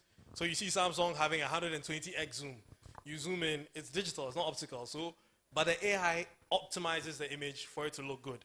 because it identifies certain things in the image and makes it look good. So for investigative journalists, you have more tools to make your life even better and easier, right? Okay, so my time is up. Thank you very much for the pleasure of your time. Thank you very much, Spiky. I see a hand. You don't want to leave at this point. So I'm going to allow that question.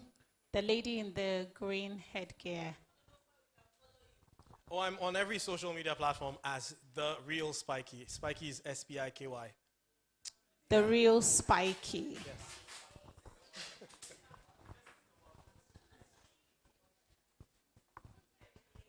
So we're going to give this beautiful package to Spiky, which is by Leather on Call. So if you want a package like this for your lecturer, your mother, your mentor, somebody very dear to you, you want to go to Leather on Call. Do you see Spiky on the package and all of his details? This is something that they can keep forever and ever. Okay.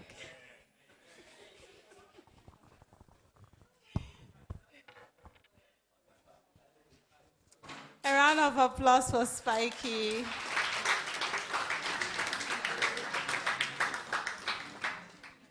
Thank you very much. Power smile, Spiky. So, just before we go on to our last session,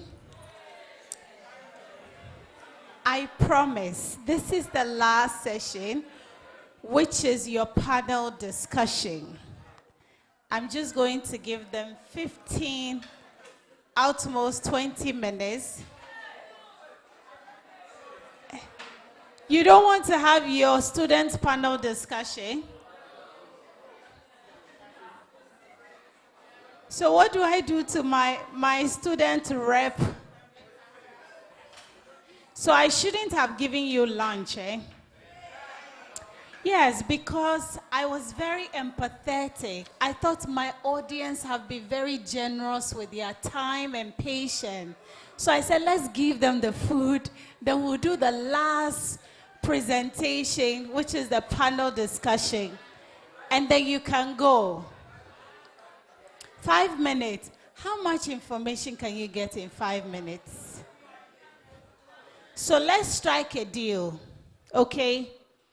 We're supposed to have the panel discussion for 20 minutes. Somebody said, no. So give me your time, not 5 minutes. So I propose 15 minutes and 20 minutes. And I'm going to ensure I stick to that time. Shall we vote? 10 minutes with 4 panelists. My panelists, are you here? Whilst you are thinking about the time, let me just give some acknowledgement to our proud sponsors. As future journalists, you know when you go for an event and the minister or the host is not going, you can't run away. I need to get a bouncer at the gate so that if you're leaving, they'll take my lunch for me.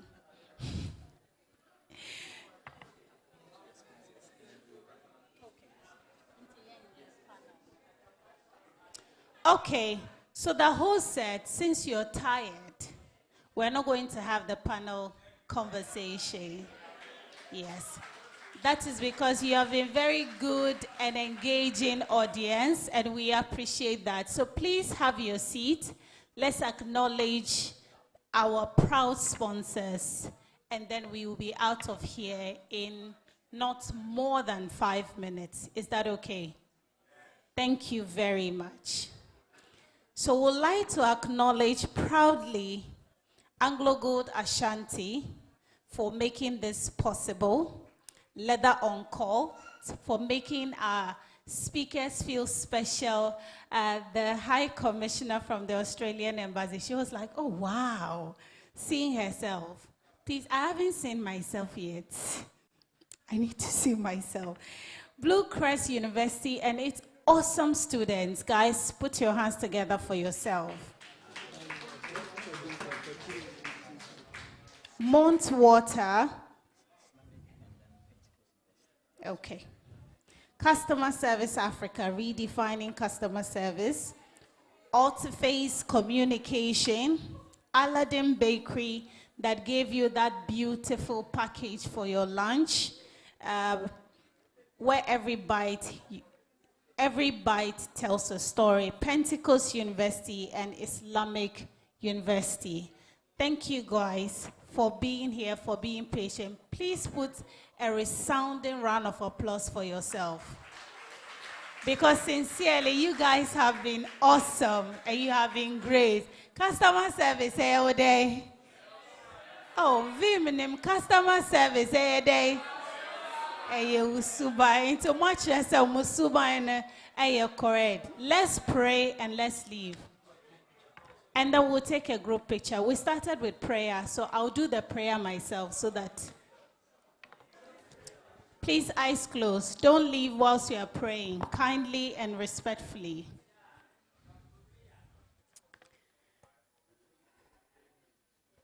Heavenly Father, we thank you for such a wonderful day, a day to express ourselves as Press Freedom Day. Thank you for all the speakers that have been here, for their inspiring, impactful, thought-provoking presentations. We thank you for our students, our audience, that are yet to use this information to transform their life, to transform their space. Thank you for the host. Thank you for our amazing sponsors that made this a wonderful session today. Thank you for our speakers for taking out their time. Thank you for the school for partnering us and ensuring that this has become a success. We thank you for all the media men and women in the space. We thank you for everyone that was here earlier but have left. As we are going, bless the food that we have. Bless our life, bless our health. And when we meet again next year, for such a time as they will say that there has been indeed a transformation. This and many things we ask you through Jesus. Amen. If you want to take the group picture, please come forward.